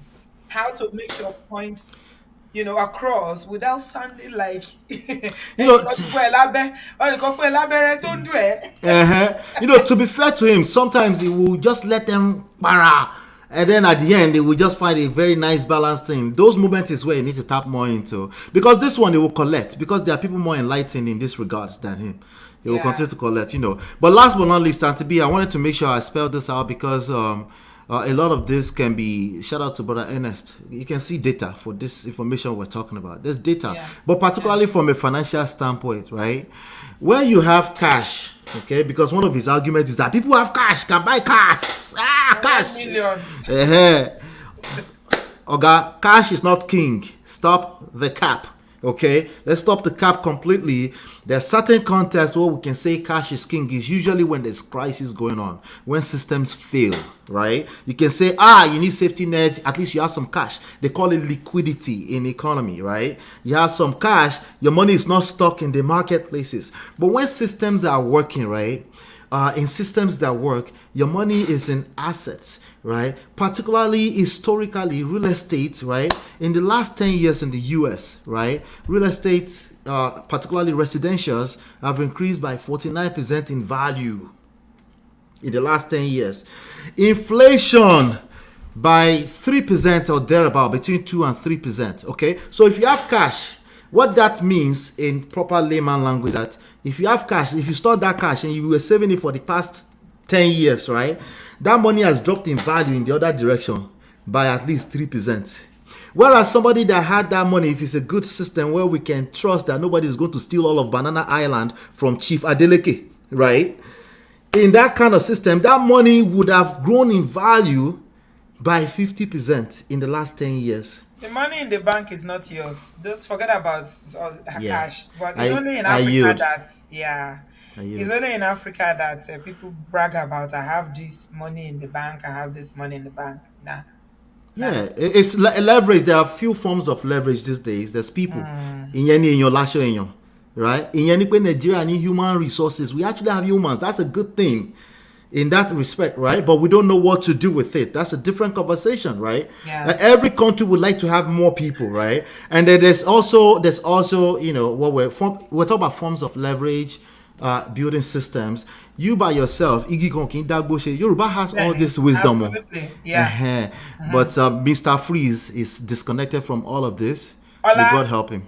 Finally, I'm sharing the link to our last channel. Please, if you've not subscribed, Man of Prestige, if you want to learn more, he talks about power, emotional intelligence, seduction. What's the last one? There's another one. We talk about relationships from a power standpoint, social, emotional, and self-intelligence. Yes. It starts with self-awareness. Self-awareness. Subscribe to Man of Prestige. The link is in the comment section. Thank you, Auntie. Finally, Ola, what are you going to say to especially people who are so, oh, you are right, and they live in a diaspora? What do you want to, just briefly, what do you want to say to people who live in the diaspora and they are buying into this message of how, Nigeria is where it makes common sense to them. Yeah. It makes common sense to all them. these rhetorics are so, they are buying into it, they love it because, for whatever reason, things are not working quite well for them where they are. Yeah, I don't like taking people's rights to be right away from them because they have their reasons, their personal reasons why they feel convinced by what they believe. Thank you to everybody subscriing to Man of Prestige. Thank you, I appreciate that. Yeah, please keep subscribing. Don't come there without your money gone, so I collect money. Okay, I'm just kidding. Yeah. So everybody's welcome. The thing is that the truth is that if you are in Yankee or you are in the Obodo or you are in the especially UK or Yankee, we're benefiting from a lot of people's blood. They're not holy pass. Okay? So it's not about being right. You are right. Whatever you feel, you are right. You are right. Everything you said, you are right. You feel what you man. You are right. To be right. Yeah. You are right. But let's talk about power. Okay? Power is taken. It's not given. You can play the victim all you want. If you were a victim, you're right. No one would take, and I mean that because people are victims in this life. But there's a part you get to in that conversation where you say, well, these people are clearly never going to give me power. I have to take it. So, and part of that is understanding leverage. Part of understanding power is leverage. Meaning, you can't do it all by yourself. Ever, never, ever. It will never happen. There's nothing you can do. I don't care how many millions you have, much less 1 million, I'll be 500,000. It doesn't matter. That's just liquidity. That's one aspect of it. It's good to have some liquid. Right. But the majority of the power is not in your mouth. If you have mouth diarrhea, especially if you're a man, that majority of your power is not in that. You will give away all your power and people will catch you at some point. The power is in leverage. What is your leverage point as an individual? For me, it's different. For Auntie B, it's different, right? Just in case you don't know, I came here, I gave some value. Auntie B decided she likes me. And then we're here. Well, she likes Lola more than me, but you get the gist, right? And then she has an audience, right? But Abio, what is his leverage? Like, he will drag you woto woto. That's his leverage point, right? What is my leverage? Me, it will take you a while to catch me sleeping because you go just stay confused. I'm not giving that much away, right? So everybody's leverage point is different, and it's about understanding. Find your leverage point, right? For the average person, you will run back. It's a fact. If you go to Nigeria, right? Even after Nigeria become Dubai, right? Your livelihood, your children are based here.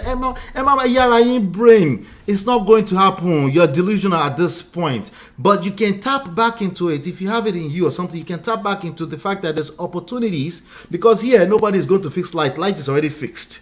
In Nigeria, there's an opportunity attached to those problems. That's the way you got to think. The idea that you're going to have all the cash enough to survive and live in Nigeria, that's delusional. That's delusional. The system is not there. You better be going there to find ways to add value to that system because you go collect woto. And yeah, that's it, Auntie B. Thank you. Thank you so much, man of prestige. Please subscribe to, if you want to hear more. Yeah, Ola is great. I like Lola more. Lola is his wife. She's so pretty, so calm. But I like Ola too. They are my Lola is the best. She's my backbone. Yeah.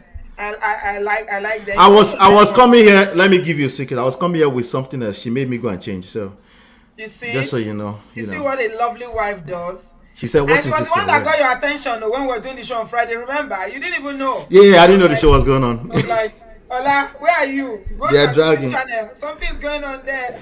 Yeah, she'd be laughing her butt off. Just in the she's not commenting a lot, but she's just having a good time watching all of this. Yeah, lovely, beautiful woman. Thank you so much, Ola. I'll join you. Yeah, guys, that's man of prestige. All right, Thank you. Thank you for always stepping up and always supporting me. I do appreciate you a lot. Thank you so much, my brother. Ola is an amazing teacher. Like he's a tutor, a coach. You will learn a lot. Whether you're a man or a woman, trust me on this. I'm learning from him. I'm older than him, but I'm not this kind of older person that feels that, oh, because I'm older, I can't learn. No. It's not everything that I know. So I'm learning from him. Ola has taught us quite a lot if you've been here. Managing your expectation, emotional intelligence, how to control our emotions. Back in the day, if I'm doing this show, the way I will come for Daddy Fritz, the way I will come for him, I will even be behaving more erratically than him. But I've grown, I've matured. So yeah, Ola is one of the people that is teaching me this, not just age. Okay? Thank you so much, everyone. Oh my God, we've done 3.5 hours. Oh my God, this has been fantastic. So, in conclusion, what I'm going to say is that, guys, wherever you find yourself, I said something in the last video. I kept reflecting on that. Ibi oridan isilangbe is a Yoruba word. Ibi oridan isilangbe. Wherever you find yourself, okay? Whether you are in Nigeria, you not jackpot, you want to jackpot, you are in the abroad, you want to jackpot back to Nigeria, you are right. This is not a right or wrong thing, okay? It's not, the way he's making it sound as if you are not patriotic, you don't love your country enough, it's because you are broke, that's why you are here, no rich man. No. Wherever you are, especially if you live in the abroad, I beg you, I'm appealing to you. Stop running around. You're looking for what is not missing. You're looking for people that will, that have similar experiences with you. If you are broken, go for help. Fix yourself. If a woman has hurt you, and I'm not saying that all women are saints. I know some of you think that I'm always supporting women. I have my bias and I'm aware of that. But I know some women are not angels. Whatever your experiences are that are negative, in life, you need to find a way to heal from it. That's the first thing you need to do. Get some healing. If it's prayer, you can do. If it's therapy, you can do. If it's changing your circle, whatever. If it's changing your city, get help so that you can be healthy. Because you cannot pour from an empty cup. You can't. Honestly, you can't. Nigeria can be good for some people. Obodoyibo can also be good. Every country has their issues. Anywhere in the world. As amazing as Dubai is, they have their issues. It's so hot. That place is like hellfire. Go there in summer. You see what I'm saying? July, August. So it's not about uh, running away or people trying to tell you that you are not good enough because you are running away, shaming you. A lot of Nigerians who live in the diaspora have changed the story of their family.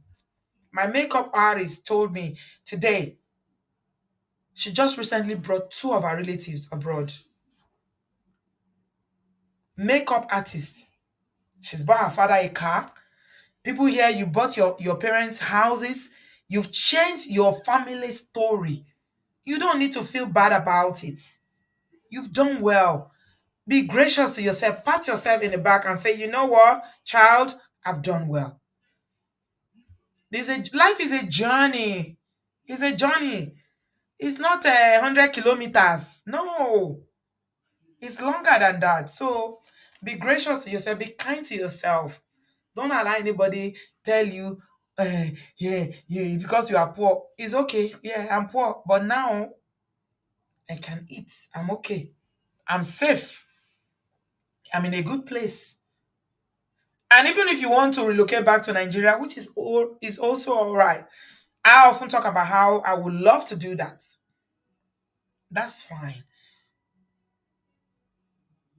In every stage, any stage you are in life, trust God, believe in God, pray to God, and maximize the opportunities that you have. Finally, I'm just going to say to Daddy Freeze, instead of always coming on social media and ranting about diasporans, speak to the authority, the system, and all these things why people are running away from Nigeria. Stop shaming people from running away or relocating because they are poor. Why are they poor?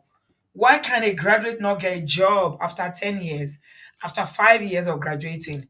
Why are 27, 26-year-old buying properties in the diaspora and a Nigerian who's worked in the civil service, worked in government for 40, 50, for how many years? They are old now. They cannot even afford 3 square meals. This is what you should be addressing. Leave in diasporans alone. And you need to go and get help because the way you are behaving erratically on social media is not very good for a middle-aged man. Think about your blood pressure. Oh. It is well. Whatever we are going through, wherever we are in the journey of life, whatever life is dealing us with, I pray that God will help us. God will see us through. Yeah, we rise by lifting one another. And let's continue to encourage one another and help one another. It is well with you guys. Thank you so much. Yeah, Ola is an amazing teacher. Yvette said, Ola is an excellent teacher. Yeah, he is. Absolutely. Subscribe if you haven't done so. And I'm just going to draw the curtains here tonight. Thank you so much, everybody that's been here. I'm just going to let this rest. I think we've said everything that needs to be said. Ola is doing a show about it. If you want to jump over to Man of Prestige and hear his perspective, he usually has a very fresh perspective. And I think you will enjoy it. Please do subscribe and join him. And yeah, I will see you guys in my next one. Be happy. Don't worry, wherever you are in the world. Don't be God. It is well. Thank you so much. I appreciate you. I love you guys very much. And I'll see you in my next one. Thank you guys. Give us a thumbs up before you leave. Give us a thumbs up before you leave. Blessing, please don't make me lie. Say DF can't live long the way he's going. He will live long by the grace of God. We don't even wish anything bad on him. What he will go gain? But he needs to look after himself. He needs to, take care of himself more and stop all this ranting. It is well. Thank you very much. I love you guys. Bye, guys. See you soon.